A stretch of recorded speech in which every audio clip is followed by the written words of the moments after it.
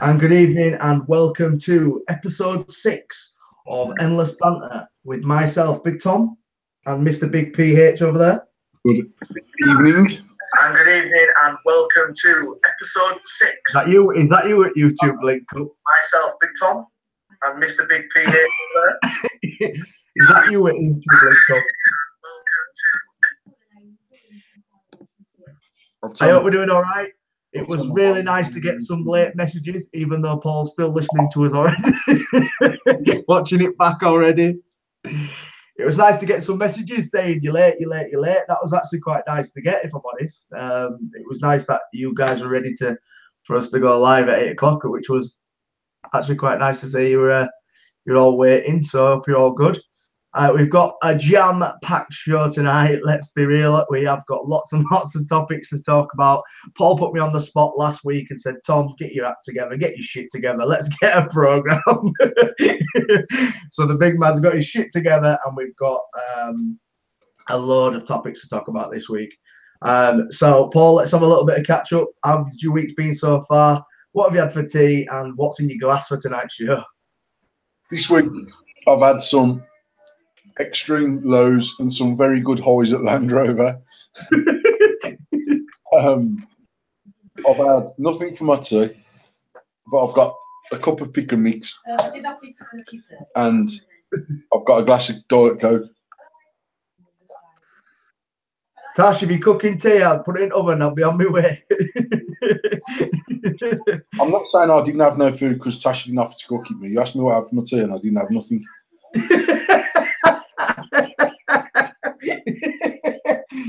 Tasha, don't be getting me in trouble, yo. I went to the office today and we had lunch. What did you have for lunch? We had a delivery. You had that kebab, didn't you? We had a delivery from the German kebab company, mate. It's fucking banging. Is that what it's called? The German kebab company? What's the difference then between the German and the Turkish kebab? Please don't tell me nothing. Better engineered.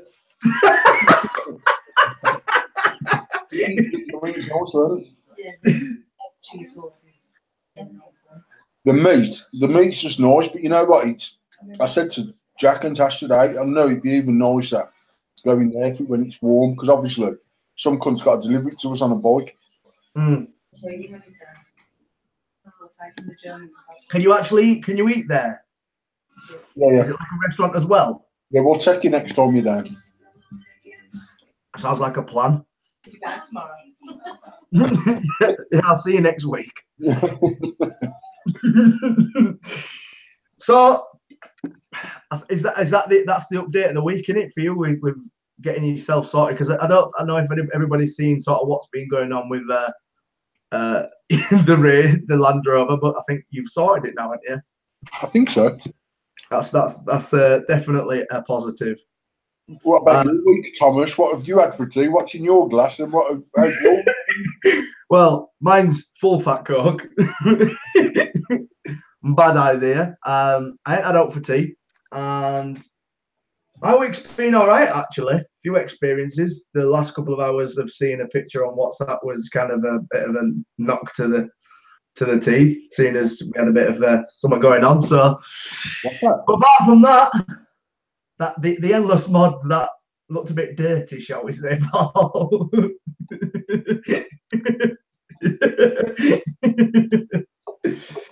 What happened with Poppy's fingers, mate?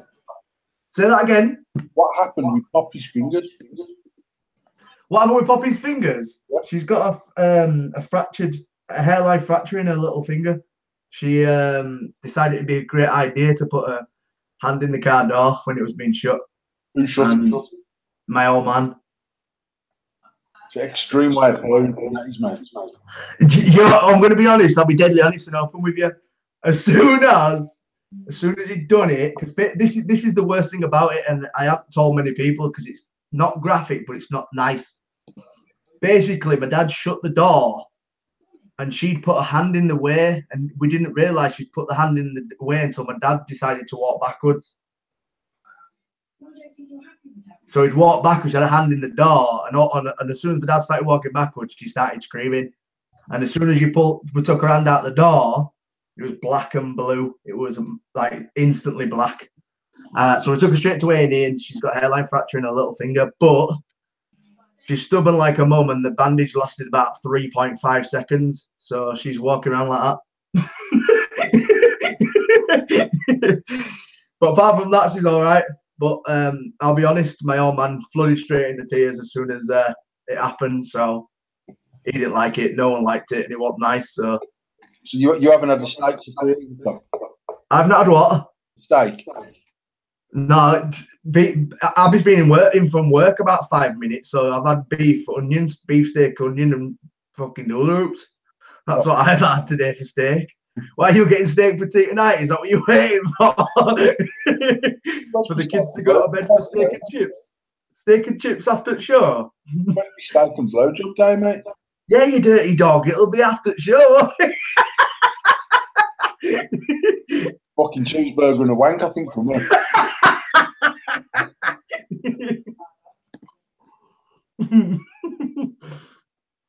Cheeseburger. Right, so we've got plenty of things to talk about this week. Plenty of things. I'm trying to keep it a little bit more scheduled so we can fit everything in. The first subject I've got for tonight, and as we said before in chat, I want everybody in chat to get involved, give us your opinions, tell us what you think, because obviously we still listen to that and take that into consideration, what you're saying. But the first subject I want to talk about is smokers versus vapors. And when I say that, I mean speaking of smoking is very much accepted in society, and how vaping is very much frowned upon. And we all know somebody who's been in the middle of town centre or wherever and had a vape, and smokers turned around, it's vapey or whatever, and slagged them off for vaping when they've got a Lambert and Butler in the mouth. What is your opinions on it being accepted in society, vaping? Will it ever be accepted as much as cigarettes are? Are you asking that question to me or to the audience? You and everybody. I think anyone that smokes that frowns upon a vapor is a fucking cunt. Plain and fucking simple. That says, in all seriousness, I think that vaping 3 years ago, when that whole sub-ohm thing exploded, we lot made a rod for our own back, because you just got these dickheads that were sub-ohming in Iceland because they can, or they think they can. More personal. I don't know if you remember. Can you remember the videos that went round of people actually vaping inside, doing like a challenge of vaping in supermarkets and stuff where you couldn't vape? Do you ever remember that on Facebook? I just think that them things are cuntish, mate. And for me, I just think, I personally don't vape anywhere where I couldn't smoke. That says I will stealth vape my mouth to lung, but I wouldn't walk around fucking Asda's fucking bloody clouds on a quad stacked endless just because. It's ridiculous. And Yeah. If we go on holiday and there's a clubhouse, I'll always ask if it's okay to use. If they say no, I'll probably still vape the mouth to lung and just stealthy, so I'm not blowing any cloud anywhere. But all these people coughing in bus stops who've got a fag in their hand, it pisses me off as well. Do you think it will be accepted into society like it is smoking is? I think it will, because if you can imagine, if you think in another 15 years' time, it'll be the third generation of people vaping. The kids won't know any different, really. Yeah, do you think it becomes the norm? Absolutely, I think it will become the norm. Because I still think, personally, me, I'm on the same agreement as you, as the fact is that people are cunts when it comes to the fact is that smokers who stand and it's like you've probably had an experience in the vape shop, people who are smokers and they come into the vape shop and they're giving it swimming through fog and it's not even vaping, and coughing. It's hard for me to say, because I can understand people sort of feeling like that, but then you get people, and you've probably heard it, it's like an opium den in here. I don't know how many opium dens you've been in, but it definitely don't look like that in one of these. I think it's personally down to, do you think it's down to ignorance? I think it's down to ignorance on both sides, to be honest. I think it's I think vapers have a responsibility to advocate what we're doing. That's my personal opinion. Now, obviously, you've got vapers who are literally just vaping because they don't smoke. And they're the people that will use a mouth-to-lung device, and they're not intrusive with the amount of vapor they produce. The hobbyist vapor, I still stand by. I don't know what the stats are, but I would say at least 50% of hobbyist vapors still smoke cigarettes. So it's as if they switch into cunt mode when they're vaping and like just being dickheads with it. Again, I've said many, many times, and from a long, long time ago, we don't allow sub-ohm vaping in the shop before 6 p.m. because it alienates customers that are coming in the day for their mouth-to-lung kits and their coils, and old women and old men and middle-aged people and single parents or parents with their kids or whatever. It's not nice.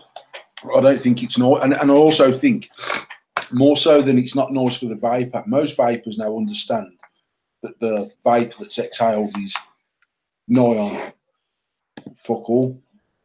Yeah.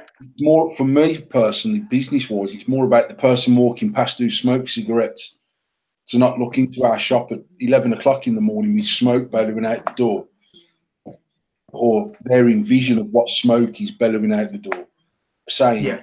I ain't trying that. I don't want my house to look like that. So it's like a twofold thing for me. I think, especially with sub-ohm vaping, there's definitely a time and a place.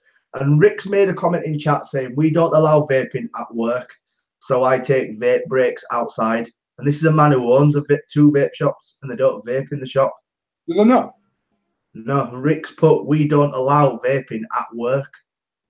I thought we actually go outside and have a vape break. That's what he's put. So, because I watched one of Rick's live feeds and he was blatantly vaping in his shop. He's basically just being an asshole, then, isn't he? Rick comes on, he can clarify. Yeah, I've seen it. I agree 100% with what you're saying regarding of times of sub-ohm vaping, because let's be realistic, the general public, Joe fucking blogs out street, who's wanting to go into a vape shop for the first time, is going to be super intimidated when he walks into a shop and it's full of vape. And that's not the fact is that you're money grabbing or all like that. You want to give them that welcoming rather than fucking hell, it's vaping. And I think, like, people slag off them huge branded shops, you know, like the huge chains of branded shops that are very clinical looking, and yeah. But actually, for a smoker, they're much more inviting than a vape shop. I think to walk in there and say, "I'm a smoker. I would like to stop smoking." Now, we try to strike a sort of happy medium in our shop where people that vape will know that we've got the right gear in there from the ambience, and people that don't come in there having to swim their way through fucking pea soup vape. Yeah. I think it's also necessarily down, like, you know, we do mouth to lung, but we also sub-ohm vape. Yeah. And it's quite, to me, it's like, you've got the girls in during the day. To me, and this is me talking about myself, I'd be quite intimidated walking into a shop and seeing a big bearded tattooed man as an older generation lady or a bloke who wants to walk into a vape shop. You know, that I'm going to say that about myself.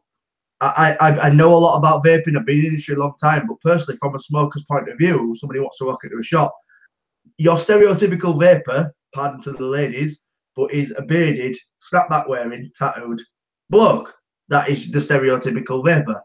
And to me personally, there's got to be a time and a place. And as you guys have it, you've got the girls in during the day for your everyday vapor. Then on an evening, when the lads want to come in and chuck clouds, is the lads. And I think that's not looked at. And this is not telling anybody to take Ball's ideas, but I don't think that's looked at in the right way. The same. I've had vape shop owners tell me, how the fucking hell can you not let your staff vape? Use a mech in the shop. Now, I know 100% that when we used to allow mechanical vaping, and the truth of it is, Tom, if I go down there at 3 o'clock in the afternoon, I've got a mech on me, I'll use it because I can. So I've always been a hypocrite where that's concerned, but I don't take the piss with it either. So it's not, unless I've got a new toy that I'm playing with particularly, or a new set of coils, or I'm trying some new batteries, or I'm trying a new cotton or something, I don't take the piss on it. So I'm not fogging the shop up.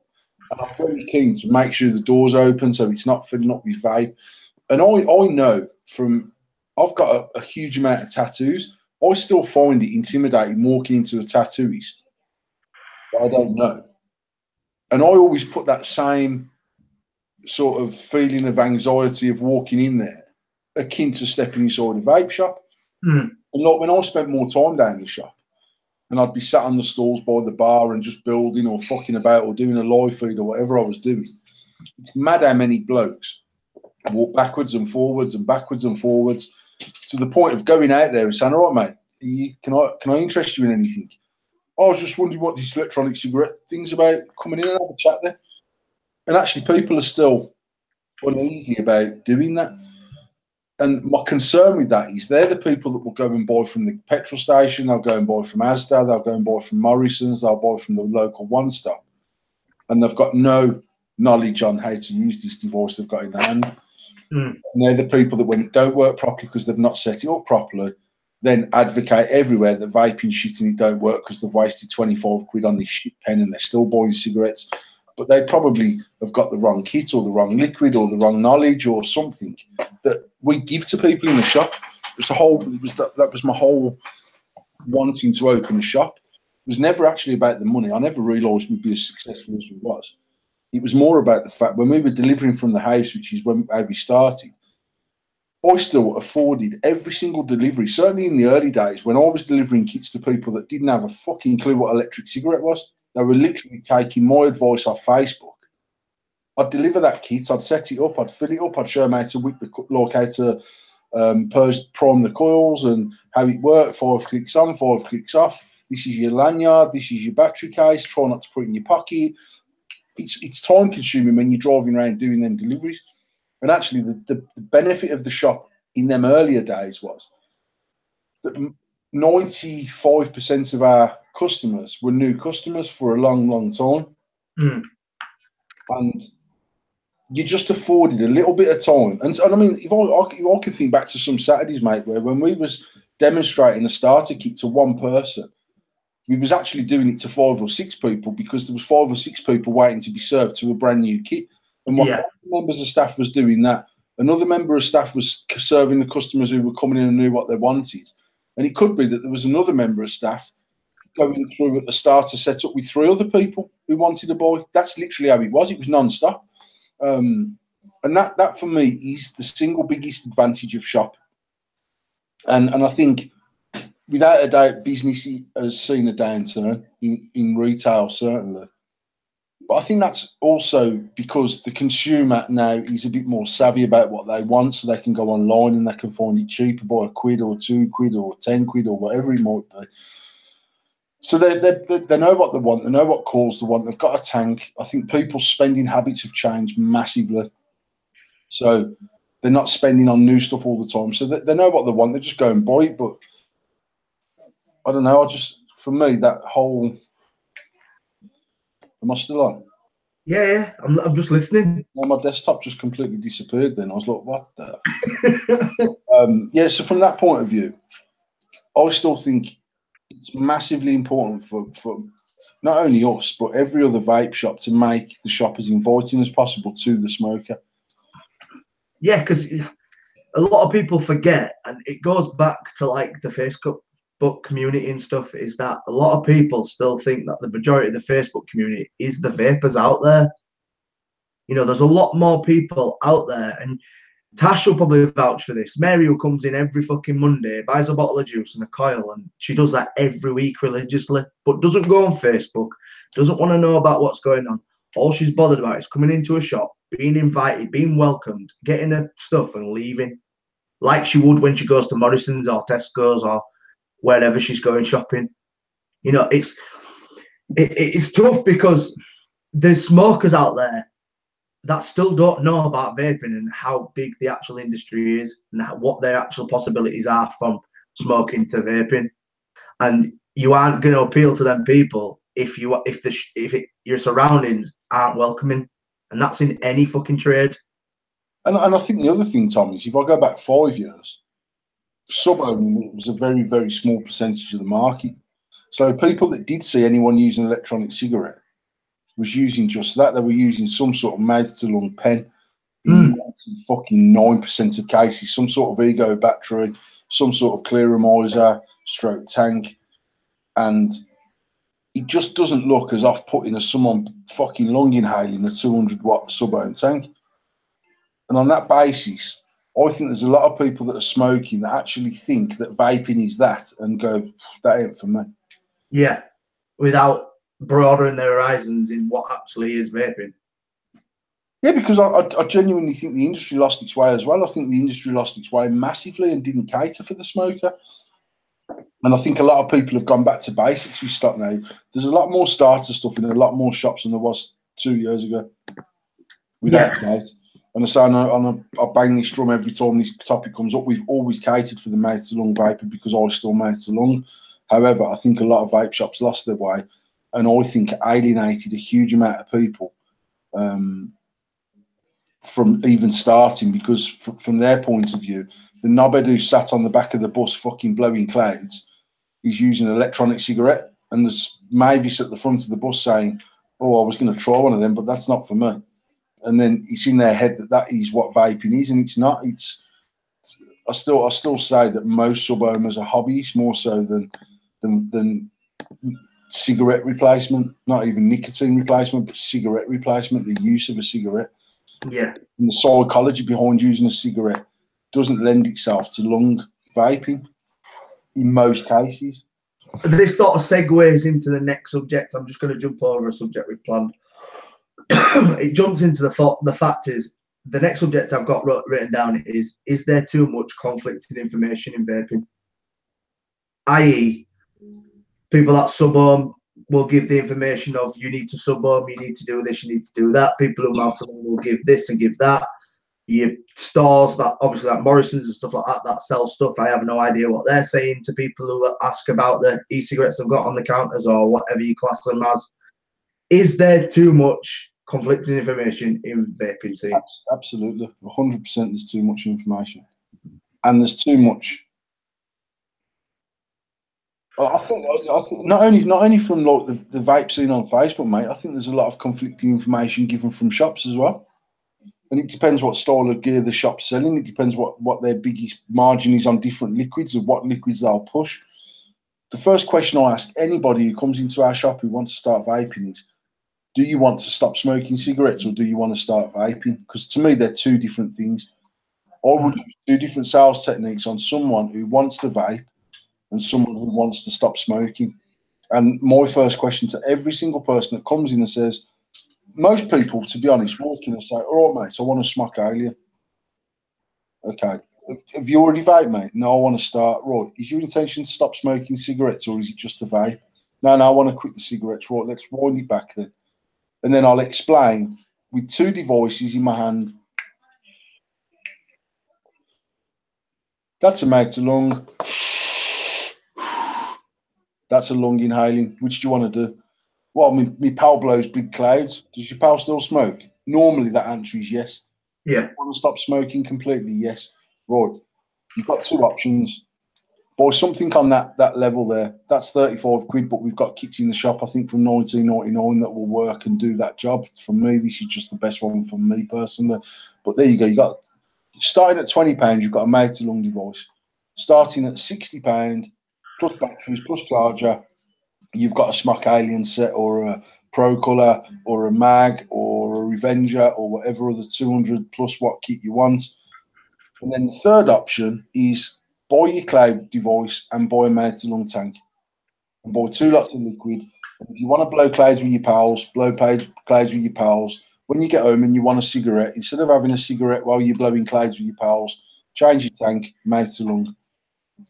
Now, I would say I don't go in the shop very often, to be honest. I'm not in there very often. When I do go in the shop and when I do speak to anyone about starting to vape, I would say my success rate of a sale is probably 98% of convincing someone vaping is the right way to go. And I also know that my success rate of doing that is so high because I go to the nth degree of explaining what's what, the reason why they want this kit over a sub-ohm kit, or the reason why they want a sub-ohm kit over a mouth-to-lung kit, and the reason why there's 2 different types of liquid and 2 different levels of nicotine, etc., etc., etc.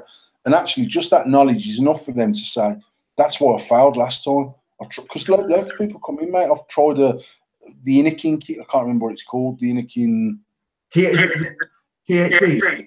No, the actual sub-ohm kit. What's it called? The iSub or something like that, with the iSub tank on and the cool fire. The G-Tank and stuff. So like them, the sort of cool fire type kits. They were like 45 quid, so fairly cheap for a sub-ohm kit, or 50 quid or 54.99, or whatever the fuck there was. They were cheapish anyway for what they were. And I just found that a lot of the competitors within 3 or 4 miles of our shop was fucking knocking out hundreds of them kits to people that didn't need that kit, because that's what their mantra was. And I don't know. I think, I mean, Bessie's in the chat, and I know Bessie and Mark Squire have started that Facebook group, Stop Thinking, which is ultimately about people that are very new to vaping or still smoking cigarettes. And most, I mean, mate, I know for a fact, if you go onto the likes of say UK Vapors, it's 20,000 strong Facebook group. Yeah. If someone hand-checked an ego pen on there, they'd probably get a tour in their arsehole. But actually, if you go back 5 years, there was fuck all else to hand-check. By and large, there was. But, I mean, in the general mainstream of things, there wasn't nothing else to hand-check 6 years ago. So, but if someone hand-checked now their new ego pen and a fucking C4, and they've paid 12 quid for it, and they bought a bottle of liquid for 3 quid, and they're off the fags, that's, to me, it's awesome. But I know if they posted that on Facebook, oh, what do you think of my new kit? Everyone would be going, oh, fuck, you know, hand checks of Smock Aliens, hand checks of Met Mods, hand checks of these, even down to saying, nah, you need an AO Pro or an AO or a fucking a T18. Not necessarily. Don't we still sell clear Moses in our shop? We still stock Ego batteries because there's still people that don't want to use anything other than that product, and they've not smoked for 5 years. So you can't say they don't work. They're maybe not as efficient as the newer gear, but they fucking work. Yeah. And I don't know. I find it really frustrating when someone comments on any group and says, I want to stop smoking. What's the best thing to get? And these knobheads start fucking hand-checking fucking sub-ohm kits. It drives me battered. And I've commented. I've stopped commenting on them now. I used to comment on them and say, to be honest, I'd try even a Zelos kit. The Zelos kit's a good quality, nice little mod. The Nautilus 2 is a cracking tank. The core system in that is fantastic. And people are saying, nah, don't waste your money, mate. I was on a Smock Alien within fucking 3 weeks, man. I wish I'd never bought my first kit. Now, they might pretend they're not smoking cigarettes. I don't believe most of them. I really don't. I don't believe that most of them are completely cigarette-free. But they won't tell anyone they're smoking because they've convinced everyone they've give up, and they've convinced themselves they're no longer a smoker. And it fucking drives me mad. It really drives me mad. It goes back to the fact is that, once again, it's been welcoming. If you go to a group and you was to hand check an ego, majority of the time, you're going to get fucking laughed at, aren't you? Let's be realistic. You're going to get laughed at. Somebody who's going to do that and wanting information and going onto a Facebook page thinking, fucking hell, let's just do a bit of research. Let's see what vaping's about. Puts up what they've got. Turn around and get laughed at. They're never going to want to be part of that community fucking ever. And it pulls them away from it. And then, as you say, conflicting information where people are saying, I used a fucking iSub tank with a fucking cool fire 4 and it got me off the fags.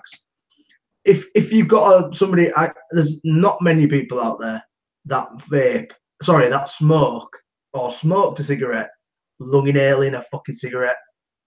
Not many. I know there's a few people, but there's not many people that's out there and fucking lung ate a cig.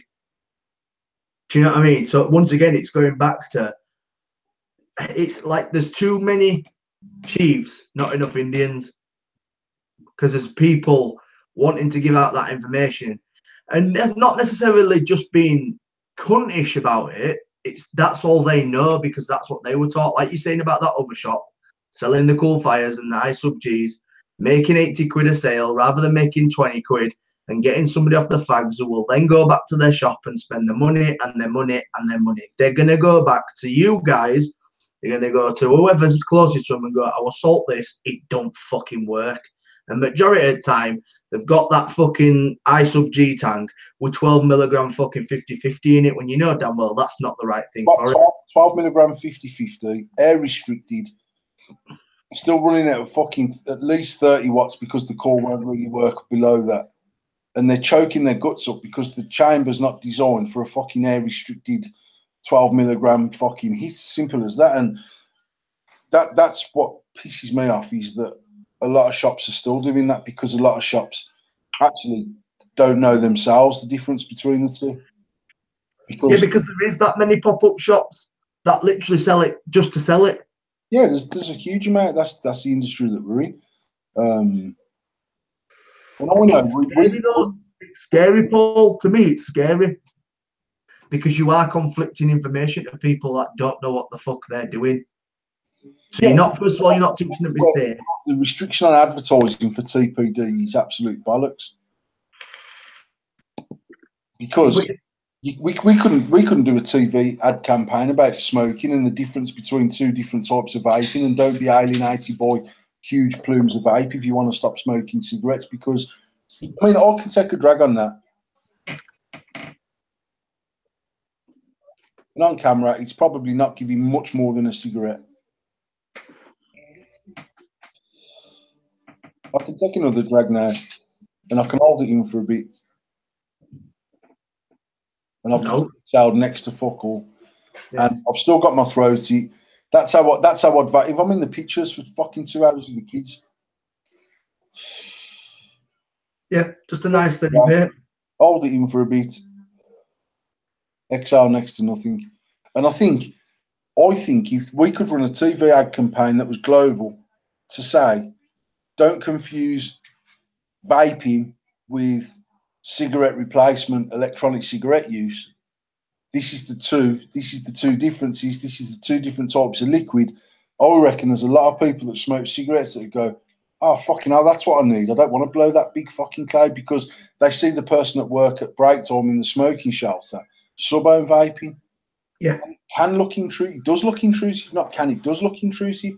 I drive down the road. I follow Tash, and I see Tash fucking plumes of vape coming out of Tash's car in front of me, because she always sub-ohms. She very rarely makes the lungs. I see other cars and fucking 10 cars ahead of me in the traffic, plumes of vape coming out the window. And I always think to myself, I wonder how many smokers see that and go, I'd rather smoke my fucking cigarettes, because they don't know, they haven't got a clue. And it's only us that can change that. But it's like we said about like the expo. The expo, to me personally, should have a section in there for people who are interested in starting vaping.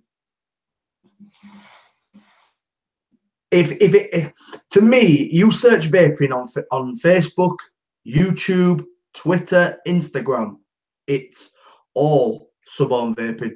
All of it is sub-ohm vaping, because that's where sort of social media has gone with vaping. There's not, I wouldn't say there's nothing, but there's very minimal information of starting vaping. And as like Mark Sky and Bessie doing this Facebook group, it's all good then doing the group. It's getting the people into the Facebook group in the first place to give them that information. As you said, we can't go on TV and we can't say this is the difference. This is the difference because of the advertisement law. It's how, where, and when is the right time to give that information, and who's paying for it. The main thing I've got is paying for it.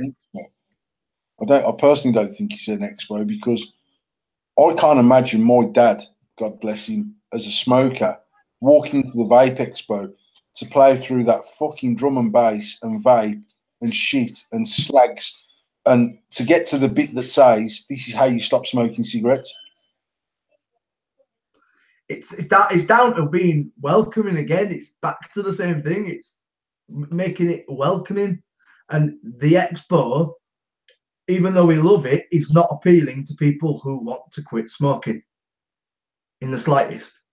You're not going to go to Santa Pod on a race day where these old lads are taking their Japanese cars and take a banged out Nova because you're not going to be able to fit in. Yeah.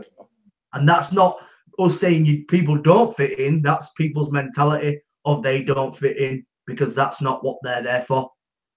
And it's a negative, a massive negative.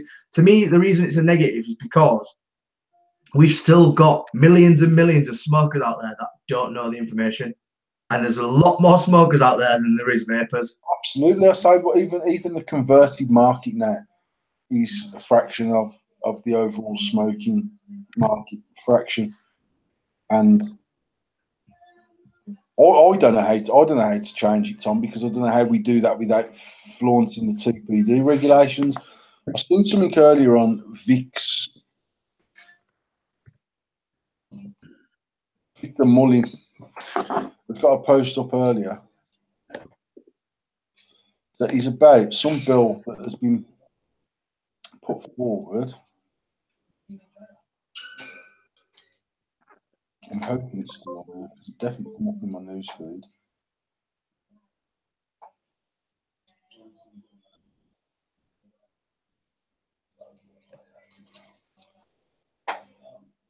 Basically, something about there's a bill being put forward in Parliament that is suggesting that from the 19th of March next year, which is the day of Brexit officially, is that the UK will drop out of TRPR. I've seen it as well, yeah. So obviously that's going to come with some sort of new rules and regulations. Now, there's a real chance at that point that they drop things like tank size restriction, bottle size restriction, because the understanding is a little bit better now to understand that the amount of nicotine percentage-wise in 60 ml liquid is only the same amount of nicotine percentage-wise in a 10 ml bottle. Obviously, the volume's more, but percentage-wise, it's the same. So there's a chance that that could change things. That then will also change the way that the industry's promoted again. The truth of it is Philip Morris is lobbying hard now because he's decided to stop making Marlboro cigarettes and concentrate solely on electronic cigarettes. Big tobacco are backdooring this industry, mate. It's simple as that. And I mean, Bessie's put that won't happen. I believe it will happen, actually. I think that they will drop TRPR and they will come out with a new set of regulations that makes it much more controlled, which means that if they, I mean, at the bottom line, Tom, if they were to drop bottle size as an issue tomorrow, but it has to be TPD compliant in accordance with the regulations, it would wipe more than 65% of liquid manufacturers out overnight, which can only be a good thing, in my opinion, for the industry. Now, all the consumers on Facebook will be fucking up in arms over that because they can no longer get cheap liquid. But actually, the point is that the TPD was put in there for a twofold reason. One is to give the government some sort of control over the industry and make it easily taxable. And the second thing was to give the consumers products that were safe. Now, I know 100% that there's short fill liquids out there that are now using diacetyl. Yeah, because it's not tested, is it? It doesn't need to be tested. And if you look at how many good custards there was pre-TPD, so custards falling off the face of the fucking world because no one could get a diacetyl-free decent custard liquid. Capella V1. And custards are rearing their heads left, right, and centre again. I'm pretty sure, and I'm not talking about anyone in particular either before. Oh, I've just launched a custard range. I know Dale's just launched a custard range. I know Ace of Apes have just launched a custard range. We've got Custard Chucker coming back in. Now, them three people in particular, us, Ace of Apes and Yorkshire Vapor, I'm 99.9% sure are using diacetyl-free products. I know that I have tasted custards in recent months that contain diacetyl. And I'll tell you how you know. They're the best custards you can fucking get. Yeah, proper creamy, proper custard. It's cream. And actually, one of the purposes for TPD compliance testing on liquids was to get them nasties out the liquid. And they're the very Let everybody know, I'm going to just mention this, Paul. If anybody doesn't know, diacetyl isn't added to the bottle. It's a chemical that's formed by using a certain liquid together. So a mix makes diacetyl. You can't just add it into the fucking liquid before anybody thinks that. Yeah. It's not an additive as such. It's not like there's not people saying ha ha ha ha. Let's pour some nasties into that. It's basically something that's in them caramel, creamy type concentrates. Yeah. It's not in all of them, but if you try a custard and it's fire, there's a very good chance that they're using the diacetyl-based concentrate. And for me personally, that they're the things that make the whole short fill thing absolute bollocks. And I mean, we've jumped on the bandwagon, Tom. We've relaunched Birmingham Fog, which is due in. We've got the AF juice coming out soon, which could be with us in as quick as 10 days. And I've done it because I want to bring out a decent quality liquid for a decent amount of money. Now, our 60 mils of Birmingham Fog ain't going to be £6. Simple as that. But they're not going to be 20 quid either. And our 30 mil AF juice codes, I think they're going to retail at £7.50 or £8 for 30 mil, and then there'll be a package deal going up. So it worked out cheaper pro rata than the sort of £15, £16, £17, £18, £20, £22, 60 and 100 mil short fills that are out there. But I would gladly pay for testing on our liquids tomorrow if that was required in order for me to sell them and everyone else to sell them, gladly. Because there's companies out there that are making huge amounts of money selling substandard products. And the consumer has got to a point where they don't give a fuck about the quality of the product they're vaping. They just want something cheap to vape. They're the very people that when they prove something in them cheaper liquids that aren't tested is causing fucking long-term issues in 10 years' time, they'll be the cunts moaning. But they've been vaping it because it's only fucking £9 for 100 mil. And Bob's making it in his fucking garden shed or wherever he's making it. And single-handedly, that short fill loophole fucked this industry for various reasons. And also, from a personal point of view, when I've got friends around me that I know invested hundreds and hundreds of thousands of pounds to become compliant, and they've got machines that are literally now used for, by and large, bottling nick shots because everything they manufacture is short fill. Yeah. Shocking. It's shocking the government allowed it to happen, to be honest. We went out for a meal with Ben and Mina, Ben's wife, the week before last. And obviously at the time when Ben and I were talking about short fill and TPD and 10 mil, etc., he was still at the Ace of Vapes. And Ben was adamant that short fill will not be a thing. There's no way they can allow it to happen. And to be honest, Shady Vaping as a business took the stance that we would not stock short fills, and we've done that for about 6 or 8 weeks. And then, quite frankly, the 10 mils just weren't fucking selling because then every single shop around us was flooded with short fills. It was a case of if you can't beat them, join them. And the whole purpose of us manufacturing the liquid now is to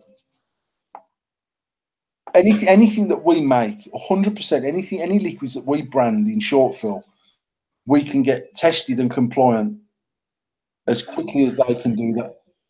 Sorry,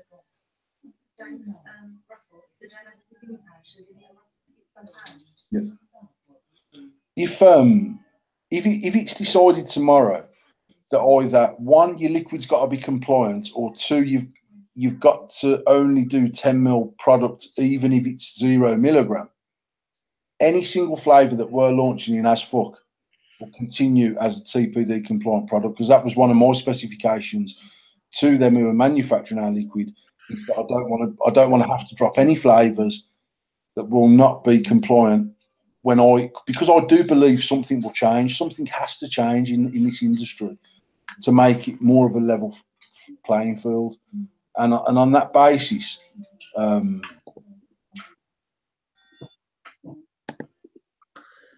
it's quite hard, isn't it? Because that's where the industry's at this minute in time, in short fills, isn't it? It's very hard that is, as you said about 10 mil bottles, you just don't see them. People aren't manufacturing them because they don't sell.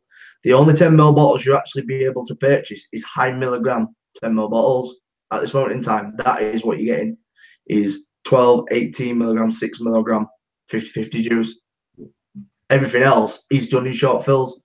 And everybody sort of turned around and went, nah, you know what I mean? You can't do this, you can't do that, you can't do other. And then sort of like the TPD came in and everyone was sort of like, yeah, fuck it. Do you know what I mean? If we can get away with it, let's do it and see how long we can get away with it. I'm sure it was Matt.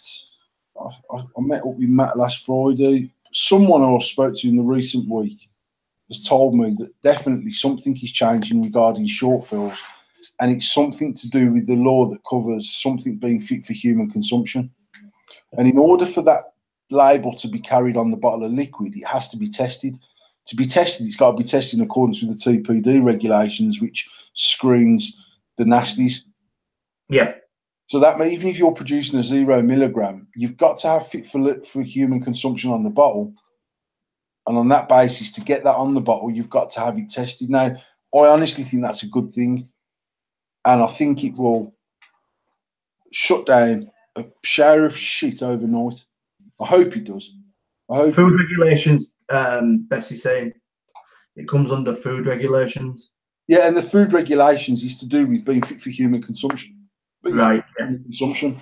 And I say, and in order to put that on your bottle of liquid, you've got to have had some sort of testing done, which ultimately is the TRPR testing, which is not, it's not a negative though, is it? Let's be realistic. It's not a negative. I don't think it's negative at all. I think it's the way it should have been done right from the get-go. I do not understand how someone can enforce a law that says we have to test liquids because it contains nicotine, and then allow the industry wholesale, lock, stock, and two fucking smoking barrels to sell 0 milligram liquid that is purposely manufactured and designed in its mix to take a 0 milligram nick shot and not have to have the actual main bit of it screened. Doesn't make any sense to me at all. But then this segues again beautifully tonight. We are segueing Nick salts. Where's the regs with Nick salts? I haven't got a clue. Is Nick salts the way forward? That's what. But my question on my sheet is. You tell me about Nick salts, Tom, because I don't know mass amounts about Nick salts, but I know that they're starting to become readily available in the UK. But I know that Canada and the US are huge in it because it's used for mouth to, majority of the time it's used for mouth to lung. And I know you can get, like, I think Chris JB had his billet box at Dale's meet and it had 45 milligram Nick salts. Yeah. And it vaped like a 3. It wasn't throaty. It's just literally giving you that nicotine hit of a high nicotine, but not with the throaty as a normal PG mix would. So I don't know mass amounts about Nick salts. So if anybody knows anything about Nick salts, we'd be appreciative if you put it in chat. But they seem to be popping up a lot more ready available. There's that is it the NS kit that Elements have released? I know Elements do a Nick salt now, don't they? Yeah, and they've released the device. I can't remember who they released the device with, but you have to buy their Nick salt pods to go in this device. I'll try to find out what the device is. Does Nick salt not come under TPD? No, because I think is it Dr. Salts was at Expo at May, and they were doing 20 milligram. Well, 20 milligrams higher than 18 milligram. Well, it's a bang on there, 20 milligram for TPD, but people are able to get like 45 milligram Nick salts. Yeah. So to me, if anybody knows the difference with it, isn't the main difference between salts are plant-based nicotine. That's what I'm asking. I've just seen it come up a lot more, so I wanted to know what people thought about Nick salts, and is that another loophole that's going to be? Yes, they are stronger than Nick shots. The reality is, Tom, if they enforce this food regulation, it doesn't matter what you fucking put in it, because it doesn't matter if it's 0 milligram, it doesn't matter if it's Nick salts, it doesn't matter if it's nicotine.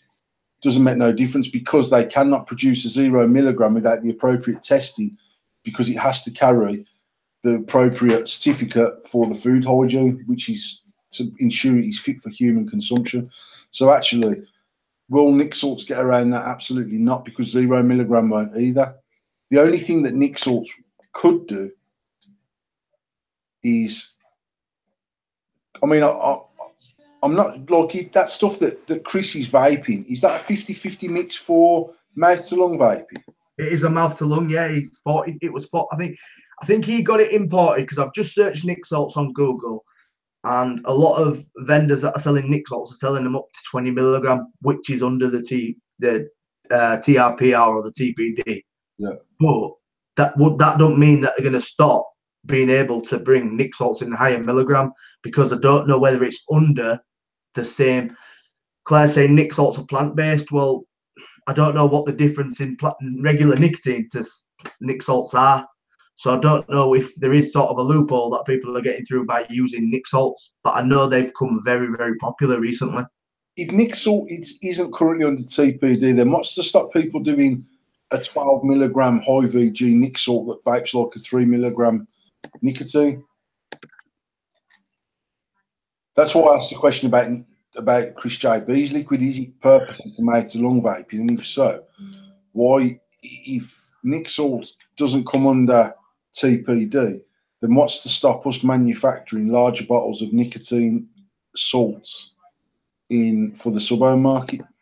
So a lot of people are saying here Nick salts highest in the UK is 20 milligram, which is under the TPD.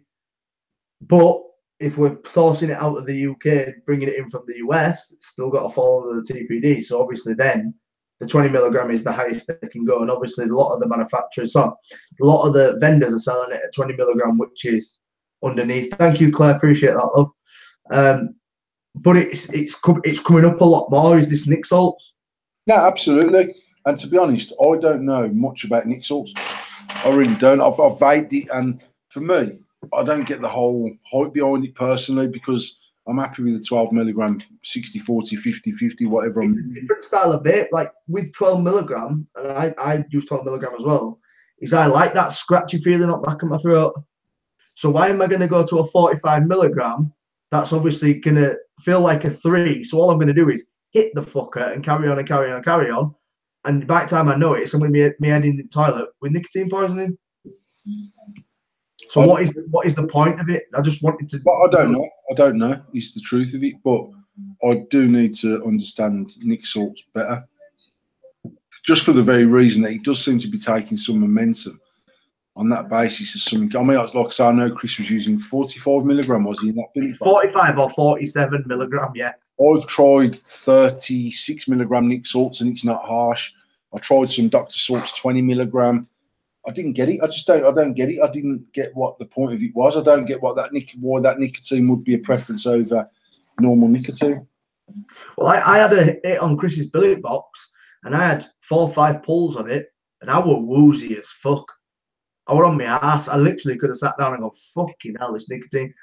But to me, that's not a purpose in vaping, personally. And this is just my opinion. You know, I want to feel like I've had a vape rather than carrying on vaping and running that risk of nicotine poisoning. Because you are going to run the risk, because it is smooth as fuck. You don't know you're hitting it and hitting it and hitting it until it hits you. Yeah, in the States, I know for a fact they were, because in America you can get up to 100 milligram of nicotine still legal. Over here it's 20. That's the regulations over here. But in the States you can buy up to 100 milligram of nicotine. Yeah. So I know you can get over 100 milligram, but I believe in the States the highest they go is like 100 milligram. So yeah, I mean the truth of it is, mate, I don't know enough. Maybe are we bringing Rick on, or? Yeah. I mean, Rick might have a better understanding of Nick salts than I've got, because my understanding of it is negligible. While you're hooking him up, I am just about to post the link for the Amelia Just Giving page. Awesome. If you want to let everybody know about that as well. Mate, can you post a web address into these comments? I don't know if it'll allow us to maybe put a space in between it or something like that. And then obviously people have to put it together to click on it.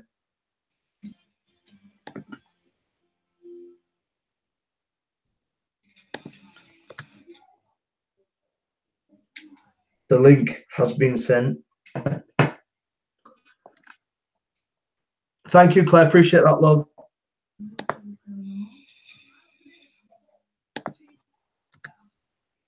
A guide to Nick salts.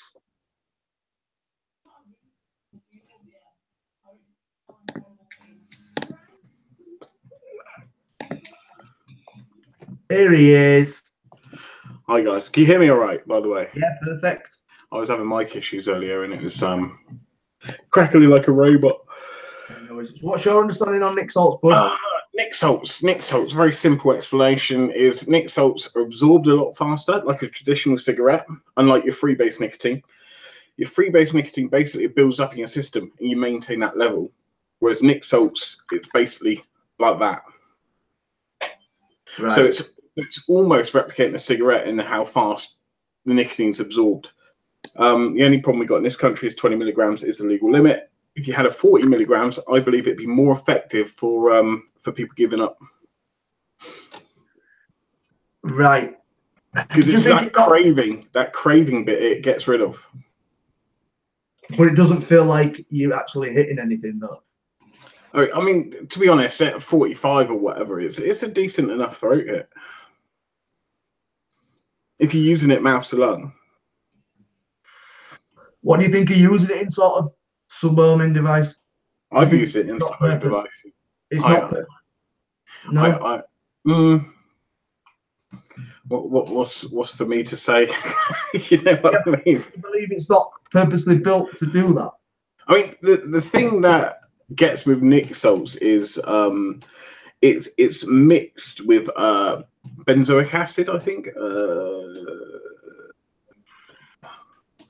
But it's basically the acid is to degrade the nicotine when it's being burnt, so it gives you a less harsher throat hit and a higher absorption rate. But I don't know what this acid does to the body, if you know what I mean. So that's where I'm at. So Nick salts is still needs to be TPD tested, Rick. It will be. It's nicotine at the end of the day. It's just different to your freebase. So you're free. So it has to be TPD compliant. Yes, yeah. Right. So we can't get sort of 45 milligrams sort of stuff over here. Unless you import it, or you can actually. I mean, you can buy the base liquid anyway. You know what I mean? We could still get hold of 72 milligrams in this country if you're a manufacturer. So I mean, it's gonna be. Sorry, this is my normal size cup.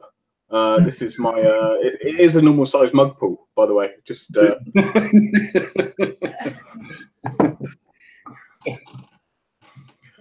But do you think there's a market for it, Rick? Of course, yeah. I think it's going to be massive. I really do. I mean, the only difference I see is you've got elements range, and I've tried this at 20 milligrams, smooth as fuck. You've got another range, Dr. Salt, really harsh. You know, and I know the guys that manufacture the Dr. Salt stuff, but I just think it's way too harsh for compared to Element. You know what I mean? But I really do think it's going to be massive in terms of like if they up the nicotine levels and the restrictions. I mean, you were talking about the TPD thing, the TRPR thing. Yeah. If they do up the nicotine levels that we're allowed to sell in this country, I think it'd be another way for people that necessarily don't get on with freebase nicotine. Because freebase nicotine, you don't get that instant hit. It's a climb, gradual climb, and then you stay at that level. You're sort of keeping your bloodstream of nicotine, yeah. Yeah. Whereas a traditional cigarette, a normal cigarette, you get that nicotine hit, it drops off, which gives you a craving for another cigarette. You get that nicotine hit, it drops off. It's exactly the same way as freebase nicotine works. Not freebase, Nick salts work. It gives you that high, and then it drops down. Right. So it's meant to take away that sort of craving for nicotine. Yeah. However, we can't forget that if you look at nicotine on its own, it's not as highly addictive as we're led to believe. It's the other 6,000 chemicals in a cigarette that boost that addiction. So there's a difficulty there, obviously. I'm a firm believer that my addiction to smoking was always smoking, not nicotine. On the basis that I can remember times where I've done an 8-hour session on the PlayStation and I've not stopped to have a cigarette. I've not even stopped to have a piss. But if I was addicted to nicotine, I would need to stop and have my fix. I tried nicotine patches and they didn't fucking work because I needed to do that motion of smoking, which is what that gives me. I think you're 100% correct. I mean, I can vape as 12. I'm on a 6 right now. But if I leave my mod at home, I don't cry about it, you know. Whereas if I was smoking, I'd have to buy another pack of fags. Yeah. Whereas if my mod's at home, I'll wait until I get home, you know, or go to the shop and still one of. I could honestly say that if I went to work without my mod, my mech mod, I'm happy. If I went to work without a mouth to lung, I have literally messaged the shop on our WhatsApp group and said, "Can someone get me a fucking device?" Or I'm going to the shops for a fag. Or if I've been out, I've called into Evolution, or I've called into Plays, or I've called into someone to buy a kit because I know even after all this time I'd smoke a cigarette. I agree with that. It's definitely that movement without me personally, Tom. I think I realised it most about maybe 20 years ago. My uncle had a heart attack, had to have a quadruple bypass. And everyone in the family for about 6 weeks was very supportive and said, we're all fucking stopping smoking because we're all going to be a healthy family. We're all fucking 27 stone, but we were going to stop smoking to become healthy. And one of the things that I noticed very quickly was going cold turkey, that my cigarettes was based around my daily routine at work.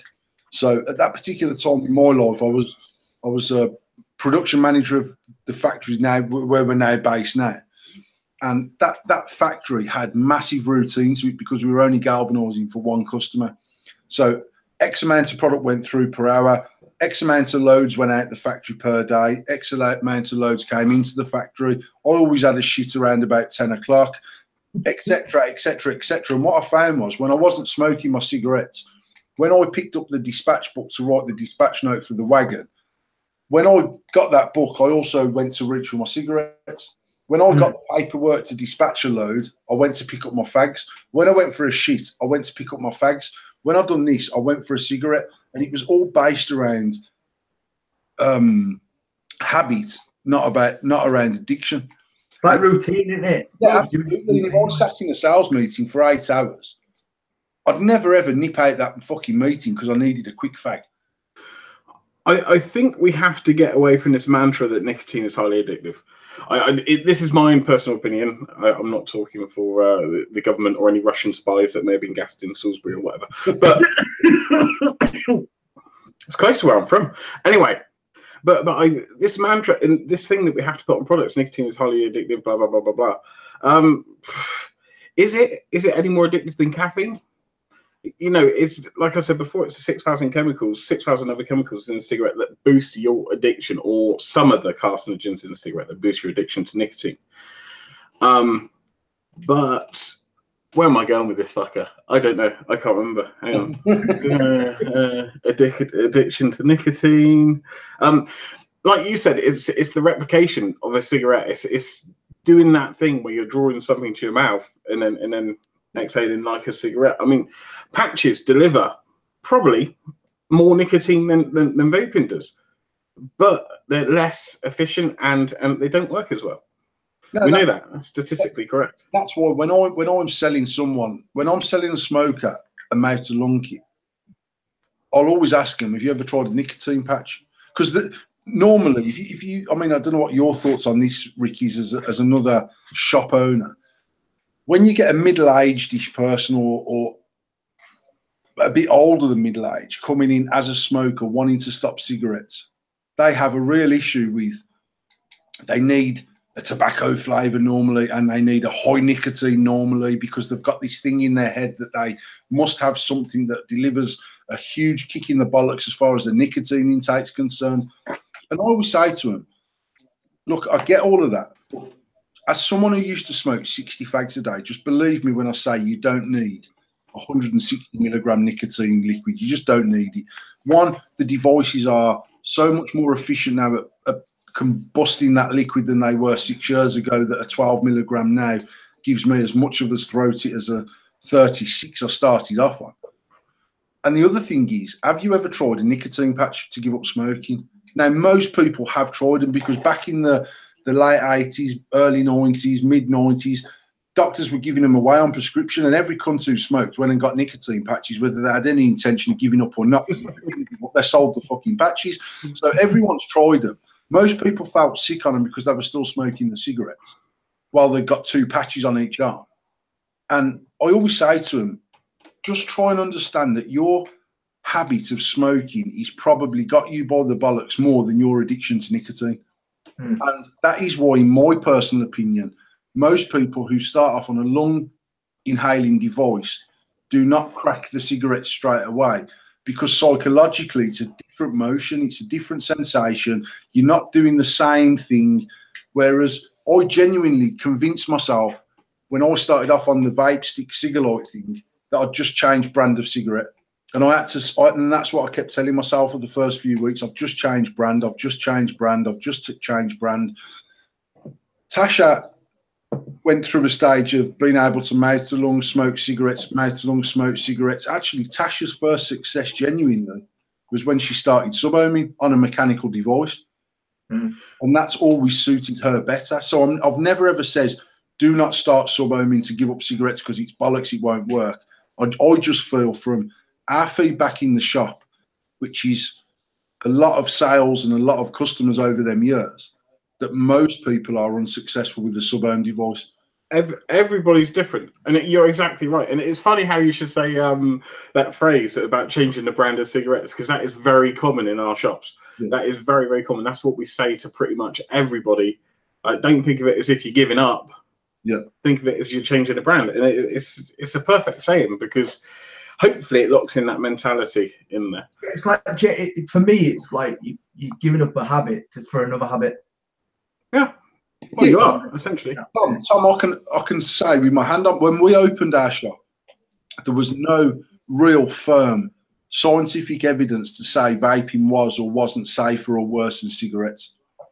I only knew that going from 60 cigarettes every day to vaping, solely 100% vaping, that I felt much, much better within 6 weeks. Healthier-wise, I could run up the stairs. Bearing in mind, I've always been a fat cunt, so running up the stairs is never easy. But when you're on 60 fags a day, trust me, it's much more difficult to get up and down the stairs without being out of breath when you come down the other side. So when people would come into our shop, obviously vaping as an industry was fairly new 5 years ago. People who ever seen me on my first vape pens used to ask me, "Oh, is that wacky backy in there, mate?" That was just, I got asked that fucking 6 times a day by every company I ever bumped into. But a lot of, like, when we first started, and there was nothing on the news about it. There weren't even nothing negative about it, because there just wasn't nothing out there about it, really. But they would say, well, if I start using this electronic cigarette, how long have you been on it now? And at the time I'd been on it, say 2 years or whatever it was. What's your plan of coming off it? I haven't got one. So, yeah. And they'd say to me, what is your thoughts on the benefits of smoking this over smoking a cigarette? And I said, look, I cannot stand here with my hand on my heart and tell you this thing isn't killing you at the same rate as cigarettes, because I don't fucking know. So for me to say that it's safer, I'm actually talking out of my arse, because there's nothing out there that says it is or it isn't. What I do know is I went from spending approximately 25 quid a day on mine and Tasha's cigarettes to spending 9 quid a week on new coil and 3 10mm. That's what I was using. So we actually funded the shop originally around the mentality, because obviously when we started this, it took off much better than we thought. But even when we come to the point of signing for that first lease on the shop, bearing in mind we were very, very early on in bricks and mortar shops as far as the industry was concerned. I remember Tasha saying to me one night, "How do we know we can afford this, Paul? How do we know it's going to work?" And I says, "We managed to get a 1 year lease on the shop with a 1 month get out clause." And I said to her, what we're saving on cigarettes every single month is more than the rent on that shop. So even if it doesn't work after 3 months, we've only spent the fag money on the shop that we're no longer spending, and then we can give a month's notice and leave, and jobs are good. So then, but they would say, so we were saving huge amounts of money. It was one of our biggest selling features of an electronic cigarette back then was it will save you thousands of pounds a year if you're a 40 plus smoker a day. That is still true to this day. The trouble is that the hobby side of it took over and people start spending £600 on a scoundrel, and then they're telling you that fucking vaping's too expensive and it's cheaper to smoke cigarettes. No, I mean, but that's absolutely true. But they used to say to me, how do I know this isn't killing me? And I said, look, I don't know it's not killing you. What I do know is that you will feel better just before you die, and you will be much wealthier when you die than what you are now. Yeah. That's the only sort of way I can explain to you. So you're going to have a better quality of life because I certainly feel healthier not smoking 60 fags a day, and you'll have more money in the bank for your kids to fight about when you're dead. On the basis that it's killing you at the same rate as cigarettes, you're in a better position. If on the plus side, it's only killing you at 50% of the rate of cigarettes, you're in a much better position. And if on the plus side, it's only 5% as bad as cigarettes, it's a winner all the way around. But my intention is never to give up vaping, because my addiction is a habitual addiction. It's not a nicotine addiction.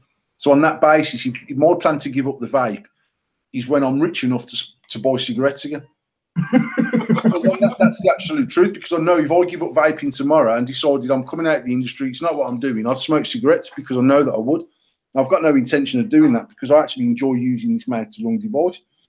But we used to get a hell of a lot of people coming in saying, look, this whole sort of mindset of having to drop the nicotine level. Yeah. And then they get down to a 6. Now, I've tried a 6, and I don't get the grittiness on my throat to satisfy my need to pretend I'm smoking a cigarette. I don't believe it's the nicotine. I think if I went to a 70 PG, 30 VG, 6 milligram, it'd probably suffice. Yeah. But actually, I find a 6 milligram too smooth, as you did with Chris's billet box, and then I find myself fucking dragging the life out of it, trying to get that throaty. Not the nicotine I'm craving, I don't think. It's that feeling of smoking something gritty. Yeah, definitely. But I don't know. It's definitely something for the future, is Nick Salts then. Oh, are we back on Nick Salts? Oh, about that anyway. Well, I've got the reason I've got you in tonight, Rick. There's two more subjects I've got, but the first. It's because I was on the live feed earlier. You're like, fuck it, you're coming on. No, I was actually. Can I just answer one question in chat before you do? Rick, do you allow vaping in your shops? Yeah, of course we do. We do. We're quite lucky in the fact that the majority of us, our daily vape is like a mouth to lung anyway. We enjoy mouth to lung vaping. We set up the shops with a mantra of being pretty much starter kits and slightly more advanced kits. That's progressed onto sub-ohming. But I mean, the majority of our sales are starter kits. We're pretty much at the end of our first year now. First year, we've got 2 shops. We've turned over a small profit, which is good and bad. I mean, the bad side is you got to pay corporation tax on that. The good side is we haven't gone under yet. But I honestly believe if we would have set that up as like a sub-ohm shop, you know, with the massive kits and everything like that, we do have kits, then we wouldn't have made nearly as much money, and we probably wouldn't be there today. You know what I mean? Anyway, so we do allow vaping in shops. We cannot stop customers from sub-ohming. If they want to sit in there and they go on their Kylan or whatever, then that's up to them. We do try and ask them to open the door, no matter how cold it is. But yeah, we just don't really sub-ohm in them. You know what I mean? It's weird. No, I mean we'd never stop a customer from sub-ohming at 2 o'clock in the afternoon. But the thing is, Tom will tell you, if you come and sit in our shop from 9 o'clock in the morning till 8:30 at night, our clientele changes massively from 9 o'clock in the morning till 8:30 at night. Whether that's because we put the restriction on sub-ohming after 6 o'clock for the staff, I don't know. Because obviously we have a lot of customers from JAG, so they're on shifts. Now, they used to come in at 2:30 when they were on the 6 or 2 shift, but Dave was in there fucking chuffing his mech mod, and they'd all be chuffing their mech mods, and it's bellowing out the bastard duck. And then we spent the money on the vape lounge upstairs to say, come and enjoy yourselves, but fuck off upstairs, because Our shop's small. Now, actually, we haven't particularly put the restriction on the Dudley shop because it's so big. Mm. And I know that using a mech mod, the staff using a mech mod would increase our mech mod sales. Simple as that, it just would, because people are curious, so they ask questions and they have a little go, and then they decide, bloody hell, the flavour off that's good. How do I get into using a mech mod? So having that restriction of mech mod use till after 6 o'clock, I know has restricted our mech mod sales to different customers because they don't know about it. They see them in the cabinets when they're in the shop, but when we were using them all the time, and obviously, whenever I was in that shop, I'd always have both. Always, I've always had my mouth to lung. I've always had a toy to play on. You would sell different mixes of stuff to different customers, but we certainly would never say to a customer, "Sorry, mate, you're not allowed to sub home in here. It's not six." It's the same mentality as whatever juice you're vaping. It tends to be the majority of the juice that you sell that day. You know, on sub home especially. I mean, quite honestly, if we're struggling to sell a product, we'll give it to the staff to use because it clears it out. That's the absolute truth of it. And I think the thing is that we don't stock nothing that none of us like just because the margins are good on it. So actually, I don't stock a liquid that's fucking dog shit, but it's cheap. So for us to sort of push a product, it is literally because there's a newer colour out or there's a newer version of it out, and it's clear that one out to get the new ones in. But people will ask our advice. Probably less so now than what they did 5 years ago, because literally 5 years ago, we could have sold them anything we wanted to for any amount of money because they trusted our judgment, because they knew fuck all about it. The problem is now that the consumer, not the problem, but one of the issues is the consumer thinks they know what they want. Therefore, they are coming in demanding a smock alien kit when it's not what they fucking want, but they do want it because Bob uses one at work and he looks cool as fuck blowing clouds at dinner time. And it's like a real conflict of interest in trying to get him to have the right product. And Rick will know that actually 99% of mouth-to-lung devices are way cheaper than a sub-home device, both initial purchase and the running costs. So it's not in my interest to sell someone a fucking an AO kit over a smock alien. Apart from the fact the long-term game is that I genuinely believe if I can convert that person from cigarettes to vaping, we have a very loyal customer on our hands who will then promote our shop within his family and his friends and his work colleagues because we got him off the cigarettes. Now, that works better for us long-term as a business. But short-term, let's sell them the £80 kits and fucking 60 ml of liquid a day because they're dickheads. That's never been what we do.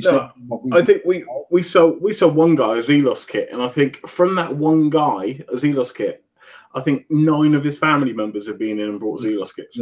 Yeah. And we have that all the time. I mean, we have, obviously, people are coming to our shop and say, "Oh, you sold Dave a kit." Now, I don't know fucking Dave from Adam. But the fact is, Dave has gone home and says, "Oh, I've stopped smoking. What are you using? I've got this from the vape shop. Oh, I'm going to try one of them. Yeah, I'll go down to the U-Tree, Shady Vaping, they fucking looked after me." So then if Dave tells 9 people, and the 9 people Dave's tells 9 people, we've got 81 customers off selling one kit. That's always been our business doctrine of selling starter kits. And it's when people have come into our shop with a cool fire and they're choking their guts up trying to mouth to lung it on a sub-home device, and we've told them you've got the wrong kit, the first thing they'll say is, "Oh, fucking hell, it's 70 quid I've spent for this." Well, so I've got to buy a whole new kit. No, we sell the iJoy Alf tank. It's basically a fucking Nautilus. It takes the same coil as a Nautilus. It's actually a really good mouth to lung tank because it's a Nautilus that looks slightly different. 14 quid or whatever it is, 15 quid. Buy that, stick it on top of your coal fire, change your liquid and smoke it like a cigarette. Now, I know they appreciate the fact we haven't just took their pants down for another 60 quid kit. So then they're a bit like, "Well, I ain't using that other fucking shop, fuck them." Now, I never get into the politics of saying, "Nah, they're rob dogs, mate." Actually, they're down there doing their thing. Let them do it. But we will not sell you what we don't believe is the right device for you. We never have them. We're exactly the same. We are exactly the same. And it's refreshing to hear, actually. But I mean, and in terms of the politics as well.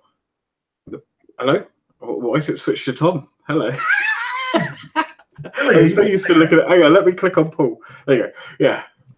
Tom, are you even in this? No, okay. Yeah, no. I've got questions for you to come up. Don't you worry. I mean, the politics side of thing, like you said, I never publicly slag off another shop. I mean, behind their backs, I will. Of course, I will. But no, publicly to a customer, I never would, because it makes you sound desperate. Yeah. Yeah. You know what I mean? I wouldn't. And like, we've had that same situation where someone's come in, they've got a massive kit, and it's not doing it for them. They close the airflow right down on a baby beast tank or a Prince tank or whatever, and it's not working. You have to explain that, you know, they've been sold the wrong product for what they need. And here's, give us 15 quid and we'll give you a T20S or whatever. Absolutely. Tank, not the whole kit, because they're about 25, 27 quid, you know. We've only got 35 minutes and I've got 2 subjects that I know are going to be fucking long subjects, so I'm going straight into this one. Can I just hang on? Can I just dispel no, the rumor? Bollocks! Can you bollocks? Paul keeps saying I'm like 4'11" or what?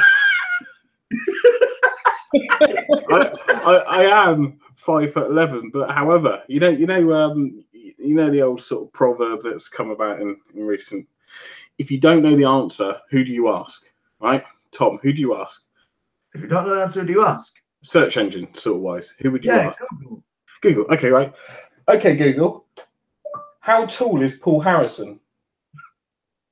Paul Harrison from Endless Mods is commonly mistaken for being over 6 foot. The reality is that he is only 5 foot 2 inches. There you go.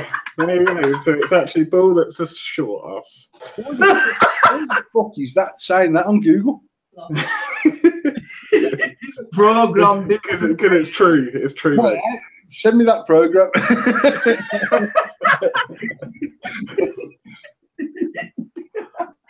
Right, now you fucking made Paul 5'2". The question I'm going to ask you, Rick, I was going to be 3 because I got arrested and they measured me. But I know at 16 I was 6'3". So the question is, or the debate is, Rick, you're going to like this one, because I believe you and Paul are very different on this subject. Hang on, Tom. Tom, have you been looking at fucking, what's it called, Reddit again? Yes, I have. Any content if you've not been on Reddit. I remember it from the good old days. So the question is, and we have discussed this before, so I do know your opinion on it, but I don't think other people do. Do fancy coils such as Claptons, fuse Claptons, frame staples make any difference in your vape? Right. Okay. Right. Hang on. I haven't done my hair since getting out of the shower. I do shower once a week, but yes, they do, Thomas. You liar! You liar! No, they do. They do. Like yonks ago, I never thought they did, but after like having smaller chamber devices like the ME, you know, the RDA, I've got it look, on it. What have I got? Wimpdo. Anyway, like the ME, like this little thing on the Luxotic, I think it's called, which we just got in today. Really good, by the way. Alpha Vape, visit us. I actually genuinely think they do. But why did you think they didn't? Let's go back. Hang on. I haven't finished my answer properly. Right? I feel if you're vaping on like a quad stacked dirty or something, then there's no place for fancy coils, because you're pumping out so much vapor, you're going to get flavour what fucking ever. You know what I mean? As long as your build's there at the same ohmage between a sort of straight wire build and a fancy wire build, then I don't think there's any benefit whatsoever. But on higher ohm coils, yeah.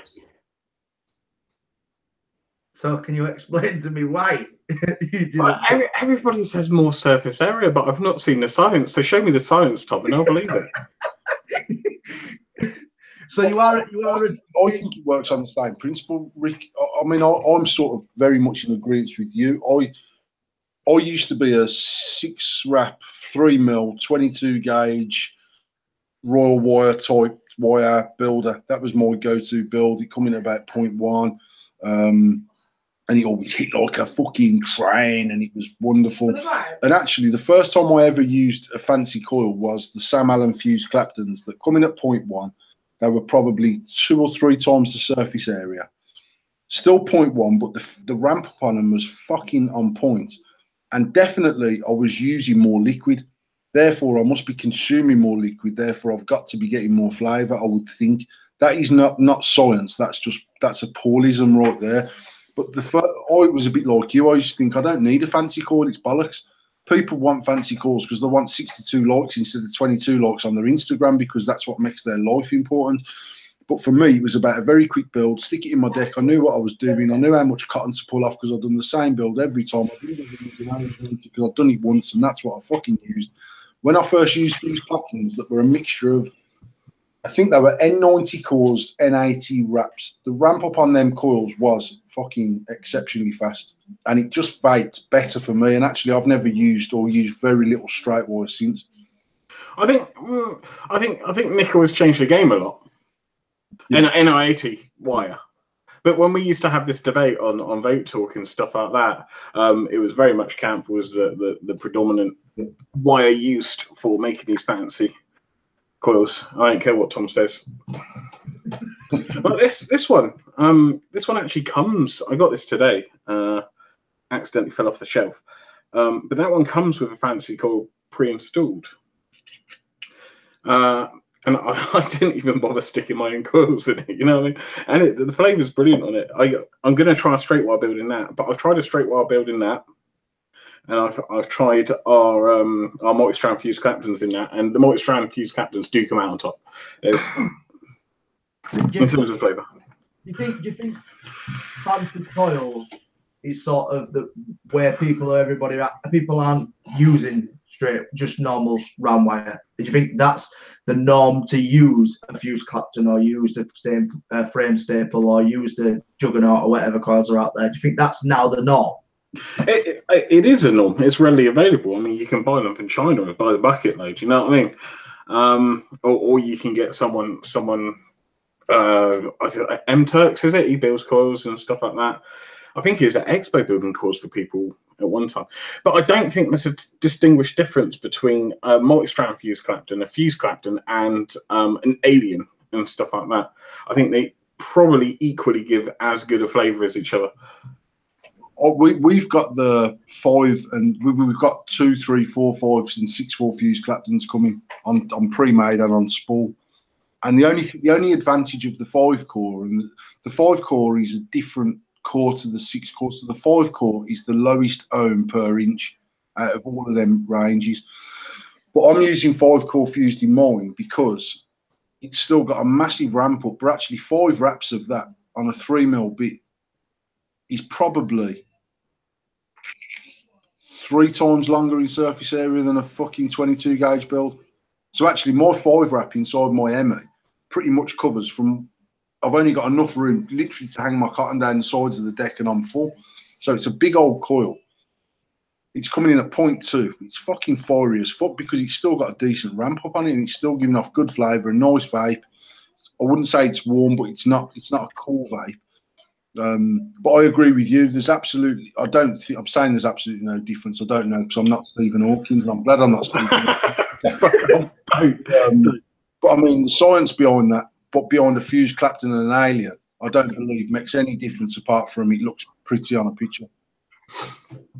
Yeah, I mean, what have I got? I think this is the 3 core 6 wrap. 1, 2, 3, 4, 5 wraps. 6 core 5 wraps, about 0.2. But on the ME, it's absolutely perfect, and that's actually the ones we use for most of our squonkers. Like this one, I'm going to put it in. The wasps and stuff like that. I mean, we do sell quite a few squonkers, believe it or not. And hopefully, the Met game's going to kick off soon. But I don't know. We're happy selling starter kits and stuff like that. But anyway, I can't think of anything more boring to talk about in coils. Right, so I'll change the subject then, shall Well, Let's go. Seeing as I got a subject. What is it? Why did back in the 80s? Why did everybody that was on Bullseye look like a pedo? Because most people that were on the telly back in the 80s were in most people that were on Bullseye knew someone who worked for the BBC, and the BBC were operating single-handedly next to the Pope, the biggest pedo ring in the world. So that's what. There's your question answered right there, Rick. Right, we're going to go old school now, Rick. Massively old school. People may not like this subject. They may hate it. They may love it. They may think it's old news. But I think it's something that we should debate and be honest about. I'm just waiting for someone in the chat going, "Hey, I was on Bullseye in the 80s." And the subject is clone versus authentic. Oh man, don't do this to me. The reason I wanted to discuss it, and the reason I mentioned it to Paul, is because I think there's a lot of stigma. There's a lot of stigma around it and stuff like that, and it's not really spoken about because they're sort of very cliquey and sort of your high-end groups and then your clone groups and whatever. Do you think it still exists? And what's your opinion on clones versus authentic? I used to, I used to use a lot of clones. I gave away a fucking bucketful. On live on Vape Talk, I think it was literally a bucketful. I don't have a problem with clones. I really don't have a problem with people using clones. I now choose not to use clones myself personally. But I mean, in terms of like people looking to step up that don't necessarily want to spend 400 quid on a Rogue LE or something like that when they can spend 30-40 quid on a clone version of a Rogue LE, go for it, do it. You know what I mean? It's not. Would you not use a clone at all now, Rick? Would I? I would use one. I personally wouldn't. Say if you wanted a specific squonking RDA, you couldn't get one because they no longer make it, and people are flipping them for 200 and 300 quid. If you could get a clone one that actually performed, in your opinion, as well as the authentic, would you physically use that though? No. And the reason being, and this is the sole reason, is because, and I know it seems really weird, but you know, my main group of vape friends now are sort of the Ideal Home Show lot and stuff like that, who run circles that are anti-clone. You know what I mean? So I don't feel I could, as a person, go vaping with a clone RDA. I mean, there's plenty of RDAs out there that perform, but that's my sort of mentality, and that's completely honest side of things. I think obviously people know my take on clones, and that is my only issue with clones is people selling them as authentic. That is my only.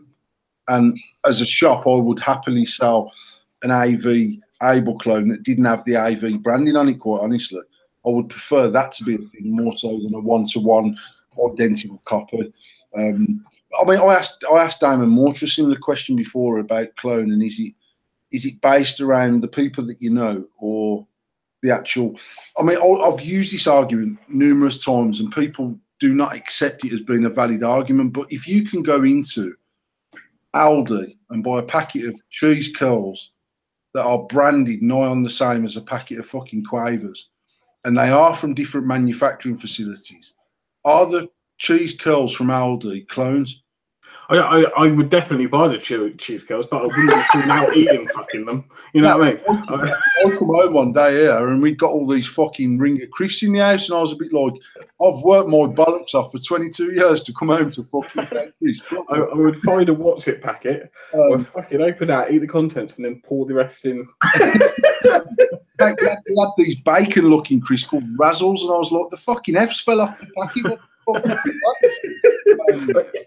Can I just say, sorry, Sean and Neil in chat said peer pressure. It is peer pressure in a way, but it's not, in the fact that it is a conscious decision that I don't want to create that awkwardness between No, I get that 100%. And we had the stabilised wood squonkers come into our shop, I had some Soulless clones, and actually I used it, and it genuinely, out of every clone we've ever sold in 6 years, it was the best quality machining material, stainless steel. It was quality.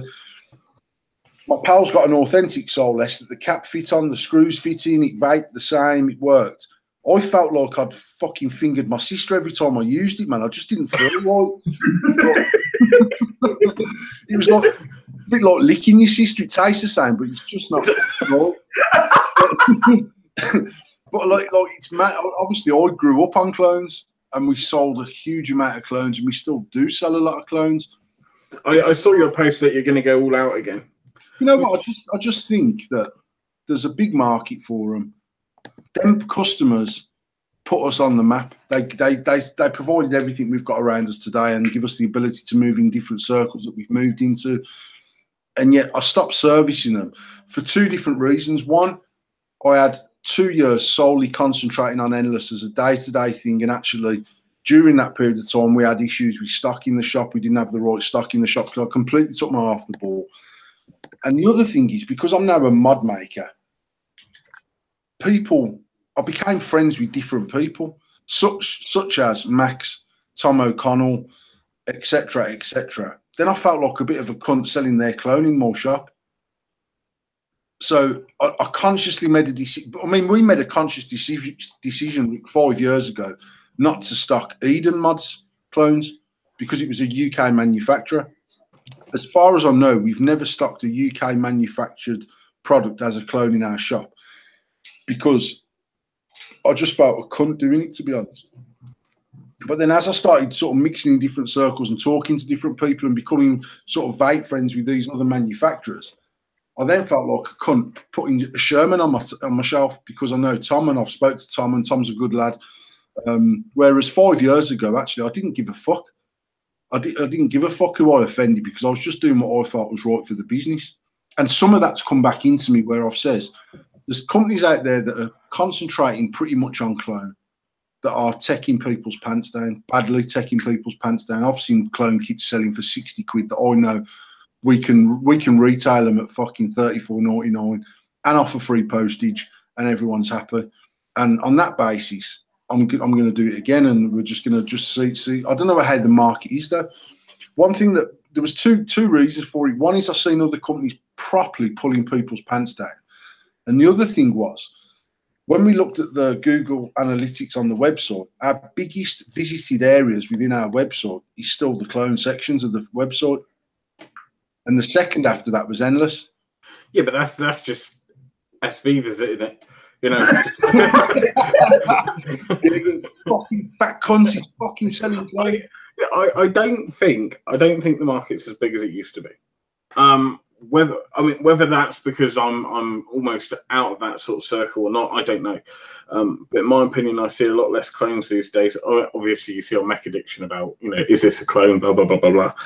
I think the introduction of products like this. Yeah. And anything really Endless where it's an affordable price. Again, not licking your ass, they are decent. I think you sent me 2 free ones now. So thanks for that, Paul. They are brilliant. No, they're not. They are good. I have to pay for the Empress, though. Just saying. You didn't pay full price for it. To be fair, it's the only one I have passed on as well. I tend to keep everything that's donated to the Save the Rick Foundation. Yeah. And obviously, Mech's died off, and that's why I got rid of the Empress. And 2700 batteries, not my thing. But I don't know. There's just more affordability out there. No, I agree, and I think that was one of the reasons why. Obviously, when we launched the first Endless, it was at quite a peak of authentic stuff being fucking ridiculously high priced, but it was still more expensive than clone stuff.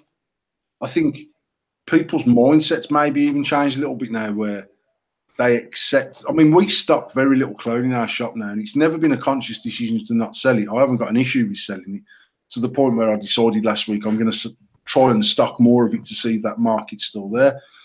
But I think when you've got the likes of Andy Vape and you've got the likes of Mad Rabbit and all them people that are, or whatever that fucking RDA is called, is it the Mad Rabbit? The Mad Rabbit, yeah. All them Chinese style RDAs, the Druga, the D Pro, and all of them that are sort of 25-ish quid. They're good quality RDAs for 25 quid. Can I flip this question round to Tom, because he's sat there in this little fucking tree house. Not that he'd ever get up in a tree house unless he had a lift. Yeah, I'll answer it. No, hang on. I need to form this question correctly. Go on then, mate. So being someone from our Vape Talk days that was very anti-cologne and used to slag off people that use clones and clones in general, and I can find the video footage, how do you feel about a company that you now work, well, you actually technically work for Endless, not Shady, right? Or a company that you're associated with is going back into stocking clones? Honestly, my mindset on it, I'd never use a clone, and I still stand by that to this day. I would never use a clone myself. Oh, to be fair, you didn't actually slag off people using clones. That was just... No, I'd never use a clone myself, but getting older and actually learning the value of money is... I understand 100% Endless are affordable, but that's affordable to me personally. Some people might not feel in their pocket. Sorry, Tom. 2 minutes. 2 minutes. You're not being boring, but the missus is going to bed. Right. So no, my honest opinion, honestly, Paul, is the fact is that from learning the value of money, even though I am coming up to my 30th birthday, affordability is by the person themselves who says it's affordable. Yeah. It not necessarily means affordable to somebody else. So that's I would still put my hands up and say, yeah, I don't use clones and I would never use a clone, but I'm not offended by somebody who uses a clone. Yeah, but what pisses on that bonfire, Tom, is you can buy with Sofo Phantom like for $32.99. That is it. That is the 100% it, because then you get that argument and people turn around and go, I can't afford a foil. I can't afford a foil, but I'm going to go back to fags. No, but them fucking people just want money because they're stupid. I mean, I know that you can go to Next, or you can go to Primark, or you can get to them type of shops and you can buy a pair of trainers for 20 quid. I also know places where I can buy a pair of pretend Nike Shocks or Nike Airs or whatever the fuck are the latest Nikes for 25 quid. And I know that there's people would rather wear the Nike clones than a pair of authentic Next trainers, because there's this whole thing. And that is true in every single walk of life, whether that's sunglasses, T-shirts, tracksuit, etc., all the way down to vaping. My reason for stocking them is that there's people out there that want to buy them, and we can make money on them, and we can give them probably cheaper than most of the retailers in the UK, and they get what they want. I think the difference being is like Nike and a lot of industries are massive corporations, whereas if you look at mods and stuff like that, they're essentially someone's friend in the vaping world. The vaping world is such a small, close-knit, I mean, all right, a lot of drama goes on, but a close-knit community where someone actually knows someone that manufactures, someone knows someone that sells, someone knows someone that distributes and manufactures juice and stuff like that. It almost becomes personal. Yeah, which is why I struggle to stock certain clones in my shop, and then being able to look someone in the face and shake their hand at an expert. It goes back to the want, Paul. To me, it goes back to the want. I mean, Damon Morton pretty much says to me, his issue with clone was more exactly what Rick's just said, that most of his friends are in them circles of manufacturing, making very small runs, very high end, and on that basis, fuck the clones. My argument to that is that is pretty much the same mantra as saying it's okay to buy stolen goods from Asda, but I'd never buy a stolen DVD player off fucking Margaret, whose house got burgled up the road, because she's just one person and Asda are a big fucking corporation. But the bottom line is, it still costs. It's still a kick in the bollocks for someone somewhere, whatever's getting stolen, whether that be IP theft, whether that be. I do get the authentic thing, and I get the very loyal people that are on certain groups that are absolutely, they think I am the biggest cunt ever to walk the face of the earth because I sell clone and do it quite publicly. And we were probably one of the bigger, more known businesses that decided to stock both clone and authentic in the same shop, where one side of my shop was clone AV and one side of my shop was authentic AV. That was something I never thought I would do. I thought it was a bit fucking hypocritical. I can pretty much name one person that was probably more hated than you. Who? The initials are JB. But he was hated for the wrong reasons, though, Rick. Actually, I mean, I know him, and I know that we along with JB were probably moving the biggest amount of clone product in the UK, and I've never really done any business with him.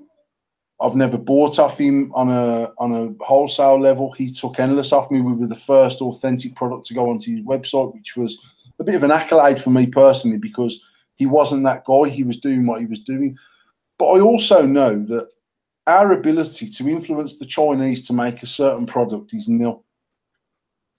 And I think the way people conduct themselves regarding the way they run their business it's important to me personally. And that's why when I'm being a cunt, I'm being a cunt because I'm Paul Harrison, I'm a cunt. And actually, when I'm conducting business or when I'm in the shop selling or whatever else, I try and be as professional as I need to be, because that's what I'm doing there. And then I think when you're putting up posts saying, right then, lads, what should we get cloned next? Actually, it's a bit of bravado. Bit of bravado, that is. It's bullshit, because I've spoken to. I know people in this industry, mate, that are elitist arseholes. I'm choosing my words carefully here. That have sent product to China to be cloned and had it cloned, and that product came into the UK and was sold solely because that person bought the authentic and shipped it to China and had it cloned. And now all of a sudden they don't touch fucking clone because they're horrible and they make your hands turn green. I've never once in my career sent a product to China to be cloned. I've never asked them to clone anything. I've only bought what's available in their sales catalogue. I think that's a distinction that we need to make. Really, is that you're only buying what's available to be sold. And I know that JB does that, and I know some of the posts that I've seen where people have gone, "Fucking hell, have you seen what this cunt's cloning?" Trust me, John has not got a factory in China. But if it's not you, someone else is going to sell it. You know what I mean? And that was always my thing, to be honest, Rick. I always thought, I mean, we sold, I would say, hundreds of thousands of clone devices in 5 years. We've sold a lot of clone product.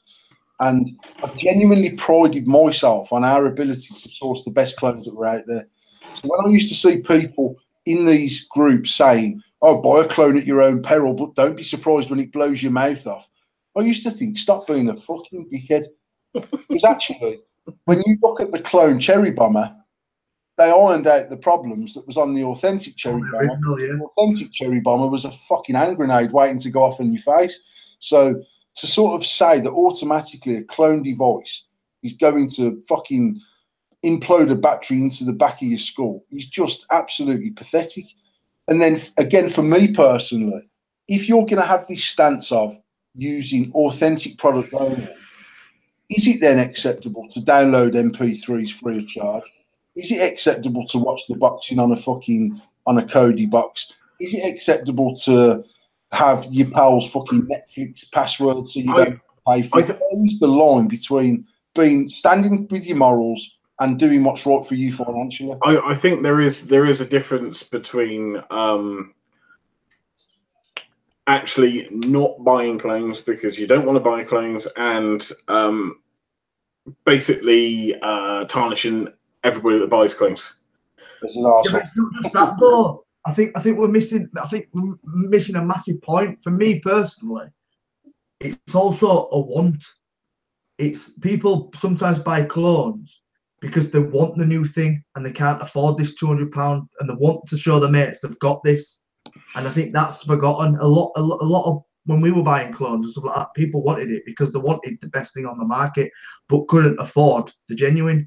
So wanted to feel like they had the real thing and was using the real thing. And it goes back to what Paul was saying. People saying it's not a clone, it's authentic, but you knew damn well where they fucking bought it from. Oh, absolutely. I know when we were the first people in the UK to stock the Limitless clone.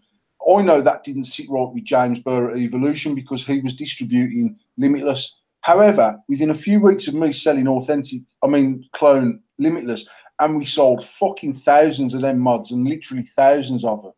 James phoned me up one day about something else. And he says, fucking hell, mate, since you fucking started stocking them clone Limitless, our button sales and sleeve sales have gone through the fucking roof. Now, I knew of one instance where we'd sold a clone Limitless on our website, and I knew it was someone off a certain group that's very safe to vape on, and they bought the clone mod off me, and they hand-checked it with an authentic button and an authentic sleeve. Now, I'm not that guy that called him out and says, you fucking pikey cunts. You can't be on that group slating people for authentic. I mean, for clone use. When you've blatantly turned your clone mod into an authentic clone, and then you're hand-checking it as an authentic product. I've used clone. The only clone I've still got in my house, as far as I know, I've got the first mod we ever bought, and I can't think for the fucking life of me what it's I know what it is.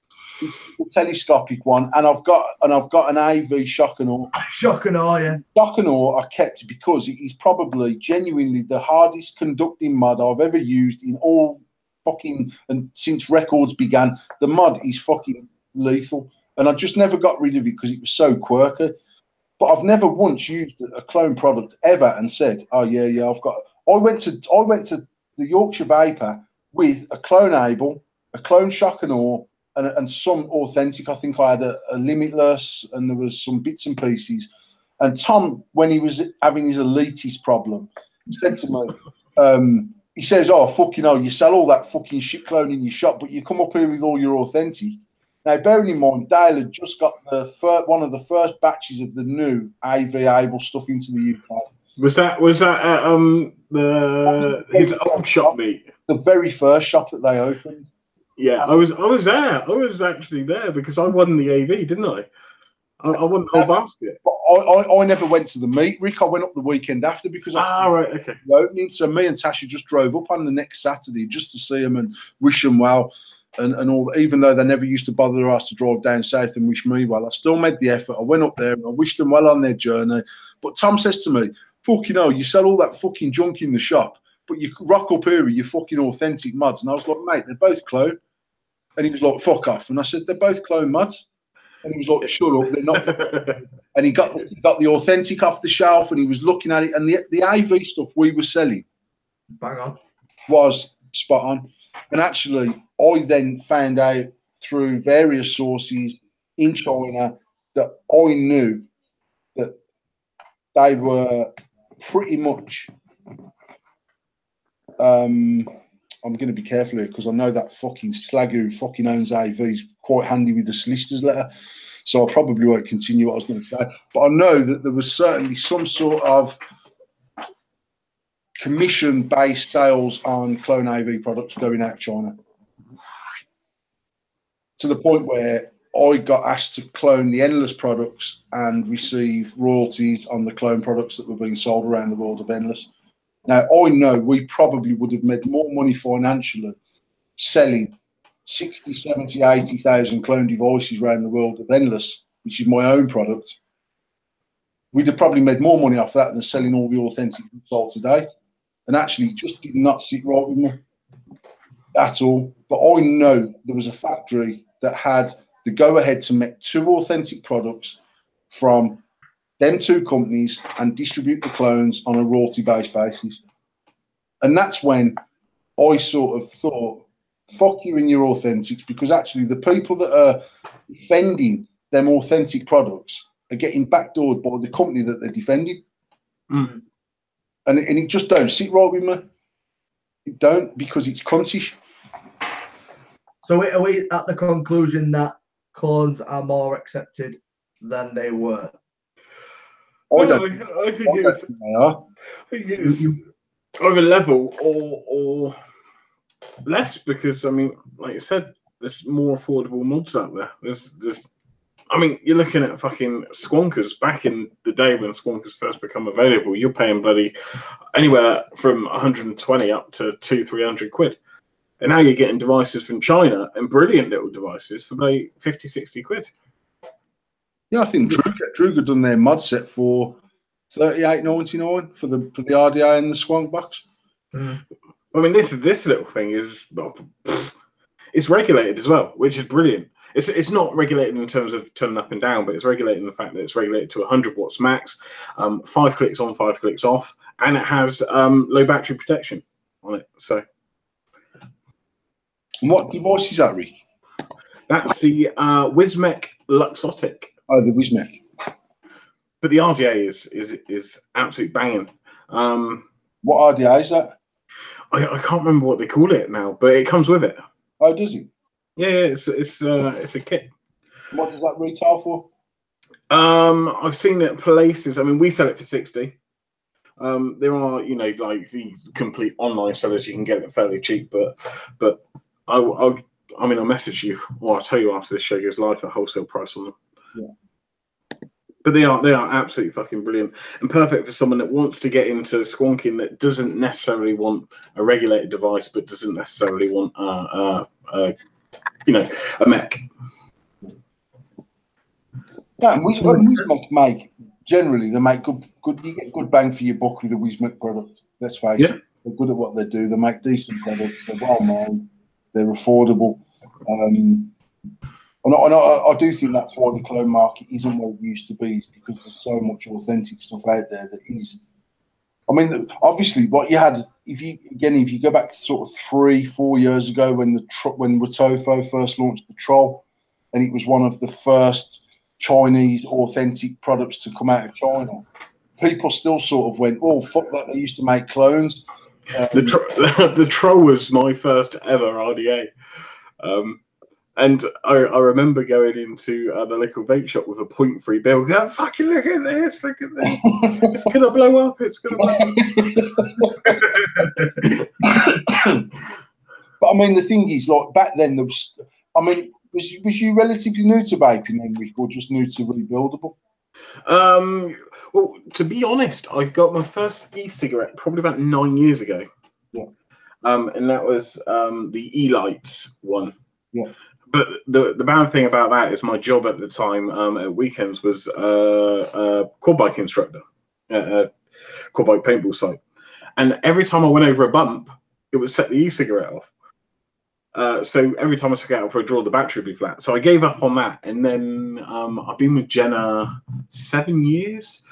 And I think it was when we come up to Scotland for the first time, so probably 6 years ago, that Jenna's dad introduced me to the new type of e-cigarettes, you know, where you had a plug-in cartridge that would go into like the atomizer, you know, the gravelly sort of end, and it would piss out all in your pockets and everything like that. Yeah, so I gave up on that. No, it wasn't actually a cartomizer, was it? It was actually an atomizer, the gravelly end. Yeah. They called it an atomizer. Now, of course, they called it atomizer. I don't know. Anyway, and then I used that all the way home on the drive home from Scotland, and then I pretty much gave up on it. And then, and it's funny, you were talking about this earlier about if you go on a forum and ask about beginner stuff, ego stuff, you get slated for it now, or, you know, there's not necessarily a forum out there for that apart from Bessie's new Facebook page. But I went on to what's the one with the monkey? That forum. Planet of the Vapes. Planet of the Vapes. Yeah, Planet of the Vapes. I went on there and I had a choice, and one of the choices was a Nautilus. Nautilus Mini. Oh, what the fuck was the other one? It wasn't Inikin, it was Kangatech. It was the Pro something. Pro Tank 2. The Pro Tank. Or yeah, that and the come on. I think they're up to V13 or something now, but it's a V5. Oh, you're on about the Vamo V5. Yeah, and I ended up getting the Nautilus and the Vamo through recommendations, and that was pretty much it. And I remember going to because I used to work in a company that done hospital equipment, so I used to go to the pharmacy show. And at the pharmacy show, they had a couple of e-cigarette sort of places, stuff like that. And even, believe it or not, even Kangatech were there, which was really weird, but not so weird because obviously they were trying to sell into the pharmacies at this point. There wasn't really that many vape shops. And yeah, that was it basically. So it was the Vamo and the Nautilus. And every time someone walks into our shop with the original big Nautilus, now we try and buy it off of them. Because they're good. They're good, right? They're good and they're massive. They are probably, the Nautilus coils are probably still #1 selling coils. The 0.7s. The 0.7s all day long. Yeah. 1.8s were brilliant until the 0.7s come out, and now the 1.8s can go suck a big dick because that's when they brought out the BBC, wasn't it? The 0.7s come out when they released the Nautilus 2. Nautilus. Right. It comes standard inside the Nautilus 2, don't it? Yes, you get one 0.7 and one 1.8. But above all, we sell the 0.7s. We sell tenfold over the 1.8s now. Good job I'm not live feeding with the 360 camera because Tasha just walked in here bollock naked. It's going to come on. Now, I mean, I really, really like the big Nautilus until I used the Nautilus Mini. And I genuinely feel like the smaller chimney on the Nautilus Mini gave me a better flavour for what I was using. Then, as with every device, you get used to what you're using. So the 1.8 coil stopped doing it for me, quite frankly. And then I used to run a 1.8 Nautilus coil at 9 watts, and it was enough. Then I went up to 9.5 and 10 because I can't do 9.2 because that fucks about my OCD. Mate, my Vamo would only ever go up to fucking 11. 11, I think. 11.5 watts or something like that. And then I actually started using. I did set up a Nautilus 2 when we first had them in. I set them up, but I'd already been using that, and I know I keep banging the drum about that. But that for me personally, because there's literally no chimney on it, the coil is screwed to the underside of the mouthpiece. What is that? Is that like the Priv 1 or something? Yeah, no, it's an AO, Joytech AO Pro Box. So it's the same as the Joytech AO, but it's got a resin case on it, which you can't see very well because my light is fucking shocking. But it's just a very small, all-in-one, and it screws out like. So it's not like the coil is on the underside. Yeah. I mean, we had a pocket mod, the pocket mod by Inikin, is it? Yeah. I think we had that in the shop for trialing. It would work, I think, for anybody, but above the Nautilus, never. It wouldn't work above the Nautilus, I don't think. I mean, the cool kits we sell is obviously the T20S kit, the Easy Watt, which. Well, it's weird because, I mean, you obviously put these options in front of the customer, and I always recommend the T20S over the Easy Watt because there's no real point in turning it up and down. The T20S is perfect, really, I think. That's like with that. There's no wattage control on that. It's regulated up to 20 watts, I think. Or not even be just regulated to 15 watts, but it'll drop its wattage. So I run the 0.7 stainless steel metal coil. They do a 0.1 and a 0.14 or something, a 1.4. And what it does, it automatically adjusts the wattage oil usage. So it's got a switch on it on the Pro that the normal one hasn't got. And that is an off switch, which is a blessing because I've burnt out fucking numerous AO boxes because the button, for whatever reason, out of any mod that I've ever had, not self-fires, it goes off very easy when it's in your hoodie pocket or something like that. And then it's got another switch that says H and L. Now, you would assume that's high and low, but it fucking isn't. It stands for nothing to do with what it is. In L mode, it is running in watts, so it's running at 15 watts. In H mode, it's running direct battery, so it will start to deplete as the battery goes. Hybrid, and L, whatever L is. So that's what the two letters are. But people always go, do you run yours in high or low? And I'm like, I run it in low, but it's not low because that'll give me a consistent vape until the battery dies on its ass. But that for me, 0.7, it ramps up like a cigarette. It ramps up like that's brilliant. I struggled all my vaping life, Rick, to get something where I didn't have to double drag it. And because I use menthol, to get the Nautilus to ramp up extremely quick, I found that my watts were too high for me to be able to vape that device comfortably. So I think running lower watts and I'd double drag the Nautilus. 0.7 coil, 20 watts, perfect for me. Even though they recommend 22 to 24, I think, or something on the 0.7 is perfect. Instant ramp. Fuck me, I can't believe we're talking about ramp up times on a 20 watt device. But one of the things that used to piss me off as a vapor was the inability to just drag my device like I would a cigarette. Hence, using the terminology, it ramps up like a cigarette. I could just literally press the button, take a drag, exhale, and I was done. And I'll take another drag, exhale, and I was done. There's not many devices I've had in 6 years where I could do that with it, even the Nautilus. And then with the 0.7 at 20 watts with menthol liquid, it was too much for me. It was too hard for my chest. Menthol's a bit, I don't know. I mean, the main juice I vaped for must be the best part of 5 years is Blackjack. Yeah. Blackjack, because the flavour never goes. You know, you vapor liquid and the flavour goes on your tongue, especially mouth to lung. I mean, it doesn't matter so much on Subway, but mouth to lung. Blackjack's the only one, and the amount of people in the shop that are converted to Blackjack because it just never leaves. You know, no matter how much you vape it, it's brilliant.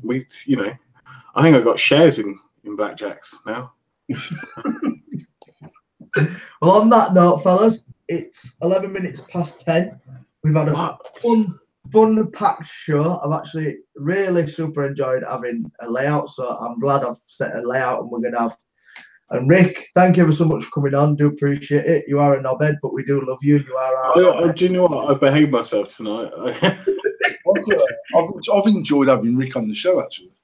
And another reason, what I wanted to say when Rick was on about me giving him free products is, genuinely, I'm not blowing smoke up Rick's arse. I know we spoke in chat before I sent him the email, is that I know that Rick would have emailed me back or messaged me back and says, mate, I've had this mod, it's a fucking pile of shit. Or... Well, I think I'll be more constructive than that. No, but I mean, I had a conversation with you and I had a conversation with a few other people, one of them being Jake Addison from Addison Innovations. And obviously, the truth of it is I get a huge amount of inbox messages, and we've sold out. The 400 mods were done and gone within 10 days, which is fantastic. But I've had a huge amount of inboxes saying, mate, this is fucking brilliant. It's the best fucking mech mod I've ever had, and da-da-da-da-da. And as much as I appreciate that, I value your input more than that. And Jake at AIV and Tom and all them people who would say to me, you know what, Paul, I like it, but, or it's good, but, or this bit's good, but that bit's not so good. And as someone who's trying to make the perfect product, and that's what we're striving to do every time we bring out a new product, that feedback to me is important, but it's hard to get, because it's hard for someone to be brutally honest and say, that deck design is fucking pants. It's a pain in the ass to call up for this reason. Or that review that your friend done on the Emma. Vic. Yep. So fantastic review. He's got an issue with the time it takes to change a battery. Now, obviously, I've been using mine for 10 weeks, 12 weeks, and actually genuinely can change my battery as quick in that as what I can in fact, if you use a cleaner as an example, there's times where you unscrew your cleaner switch and you drop your next battery and you screw it back in and you go, you got to adjust it and yeah, switch back off, wind your dial out, screw it on, and you're like, fuck, my switch don't close, take it back off, wind it back in a bit, yep, bam, done. The thing with the MEs, the only thing that we're going to change on the second batches, the spring will be attached to the plastic. Yeah, which I think will just completely solve. So just on the base that, one, it has to go in that way, so we're not getting people upside down and fucking dead short in them that we've had with a few. I've got a few inbox messages of just like plastics like that going, mate. Definitely put they sent me pictures that look like Stephen Hawking's made out of black plastic in a spring. Can I just say, sorry, I just wanted to revert back to something you were talking about earlier about too much information. I know you want to close the show and stuff like that. Battery up, battery down scenario. Yeah. I've always used the ME battery up. Yep. Because I know you say you got vent holes on the bottom, battery down, but in reality, and I believe we all know this, if a battery does go into thermal runaway, not just vents, but goes into thermal runaway, it doesn't fucking matter which side your vent hole's on, let's face it. No. I mean, to be honest, Rick, I've never ever had a preference of running a battery one way or the other. The only reason why I always think a battery should be run down, apart from the ME, actually, on this theory that I'm going to use, is that in any other device, the positive is on the switch side. Anything else that is wired up anywhere in the world, the switch is on the live side, on the positive side. And when you run a battery up on an AV mech or a cleaner mod, you're actually switching from the negative side. So you're in a reverse polarity, aren't you? No, but I mean, it doesn't make no difference with the battery because it just conducts and it does what it has to do. Just from an electrical point of view, your positive's permanently in contact with the RDA, and you're switching onto the bottom negative part of the battery. That said, I run my batteries positive up. That's because I've always run them positive up, and it's habit. The only mod I've started doing it naturally down is on the Emma, and that was for not even the reasons that your pal Rick said. Is that his name, Rick or Vic? Richard Vic. Yeah. Vaping with Vic. Well, nothing to do with the fact that it That's not vaping with Vic, is it? Well, nothing to do with the strength of the positive. But that I said to you last night when I messaged you. Actually, that is actually true. The positive is a stronger part of the battery than the negative. Therefore, are you better off having that one way or the other? Because you're probably pushing the battery. Well, you are pushing the battery into a smaller surface area onto the RDA, which is going to actually give more pounds per square inch than you are at the bottom end of the battery because it's impermanent touching.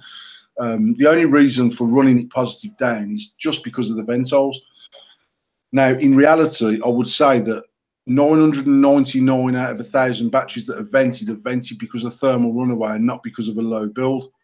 And if they vent because of a low build, they're not going to blow up like a bomb. They're going to sizzle and piss.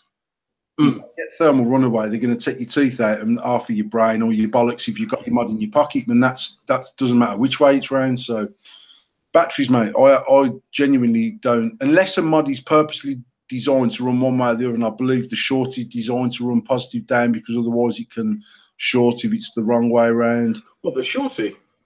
Or some of the soys, I believe, they have to be positive down because of the surface area of the contact to do with when you screw the coning, I believe. I've always run my SOA positive up. I think the main thing I'd have to look into that. It's either the broadside. There's one of them where it's recommended that it's run positive down, and I started running positive.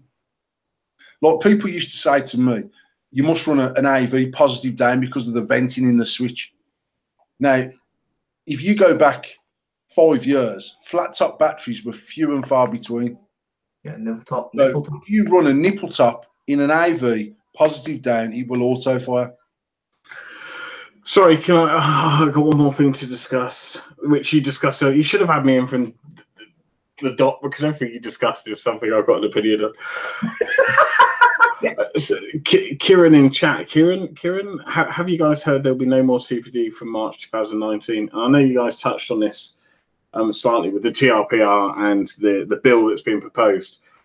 But my personal opinion is all they're doing is looking to remove it from the Tobacco Products Directive or the tobacco regulations and create a new directive or regulation on that. It doesn't mean they're going to change anything with it. They just want to move it. They can move it, but I think they will. I think there's a potential chance that tank regulation, bottle regulation sizes could be removed at that point. But there is, we hope so. We hope so. But there is a long way off because that regulation, that bill was actually proposed in September. which was the first reading where they privately read it. They don't discuss it in the House of Commons or anything. They just privately read it. On the 16th or the 18th of March, which is a couple of days away, is the second reading. And that's where they actually have a debate about it. Yeah. And then it moves on. I think there's 3 more stages in the House of Commons. And then as long as everything's okay, then it goes on to the House of Lords for exactly the same process. So they have a first initial reading, then they have a debate about it and blah, blah, blah. So you could talk like 2 years on from now. I know it says March the 19th, 2019, but it could be 2-3 years from now. For the TPD to actually come in. It took 2 or 3 years for it to actually come in. They were fighting it for years. But just because it's discussed in the House of Commons and then moved on to the House of Lords, there's still a stage after that where they decide. So... No, I won't suggest that TPD is going to get dropped. I just think there's a chance that they will be a little bit more realistic in the approach. I hope and pray that this thing about food consumption, fit for human consumption thing comes in sooner rather than later and kicks short film manufacturers straight in the fanny. And I think it's important that happens. But we shall see, mate. I don't know. I know Philip Morris is lobbying hard now for e-cigarettes because he's got many billions of pounds to make up when he stops selling Marlboro cigarettes and all that sort of malarkey. But well, he's doing his whole IQOS bullshit, isn't he? Yeah. Billions invested. Yeah. You said you got what? The IQOS? Me? No, Tom. No. I said that's exactly what it is. It's a different agenda. It's an agenda. He's not doing it for no. He's doing it for an agenda. So yeah. I mean, we had rumours up here about the Scottish government were going to ban short films and all that sort of thing. And I actually wrote off to the government, which is, I'm quite surprised why the reviewer that was kicking out these stories, I can't remember his name, don't ever want to mention the guy. I did earlier, accidentally. But that was spreading these fucking rumours, didn't write off to the government. And basically, the Scottish Health Minister wrote back to me. And she did. I have the email and everything, official letter and all that sort of bullshit. Just saying, no, we're not looking to do this. We're not looking to screen off anything to do with vaping. We have to stick to the same regulations as the UK. And that was it. That was... Some people just need some fabricated bullshit in their life, Rick. They're sort of people that spread these fucking malicious stories. But that's why I think this whole thing... But I just create my own drama by doing a fucking ropey live feed. that's the whole thing about this bill being put into the mainstream sort of vaping groups, is people will get the wrong idea and they'll say, oh, CBD is going to be banned and, you know, it's going to be dropped and stuff like that. I hope it's the case, but I seriously doubt. Yeah, hyping themselves up for a fall without a doubt. Yeah. I mean, to be honest, give us back our big bottles with nicotine in. Yeah. Make sure they're all tested, but give us back our big bottles with nicotine in and bigger tanks, and I'll be fucking happy. That's me as well, Rick. I'm exactly with you on that, 100%. And I think whatever big tobacco are going to do to fuck this industry, they're going to do it. Whatever way they're going to launch their products to make them the most saleable products via supermarket outlets, etc., they're going to do it. But if we had big bottles of nicotine liquid and we had big tanks, then everyone's happy. I think that's the best we can expect to get. I agree. Anyway, Tom, you're going to fucking wrap up the show because I'm out of here, man. It's fucking steak and blowjob there. Before we go, I need to mention, we did do a giveaway last week, and because I've had about 9 inboxes, you can all fucking wait till tomorrow morning. I'll announce it on the Endless page tomorrow morning, so you can all fucking wait. Show host ever in the history. I know who's won the product, but because whoever's messaged me, 9 people saying, what happened to the giveaway? You can wait till morning and I'll post it on Endless page. So make sure you've got your eyes on Endless page and I'll tell you who's won the product from last week's giveaway. Just quickly before we go, was you genuinely upset that Jim Bowen's dead, Tom, or do you give a fuck? No. If you looked at what I put, everyone's talking about Stephen Hawking, but what about the fucking guy from Bullseye? Look at what you could have won. That's all I put. So yeah, no, but I'm going to go spend the next half an hour trying to nosh myself off because I ain't going to get it from that. On that note, we're out of here. Thanks for watching, guys, and we'll see you next week. Thank you for tuning in, everyone. And Rick, thank you for joining us. No worries, no worries. Bye-bye. Bye. Bye.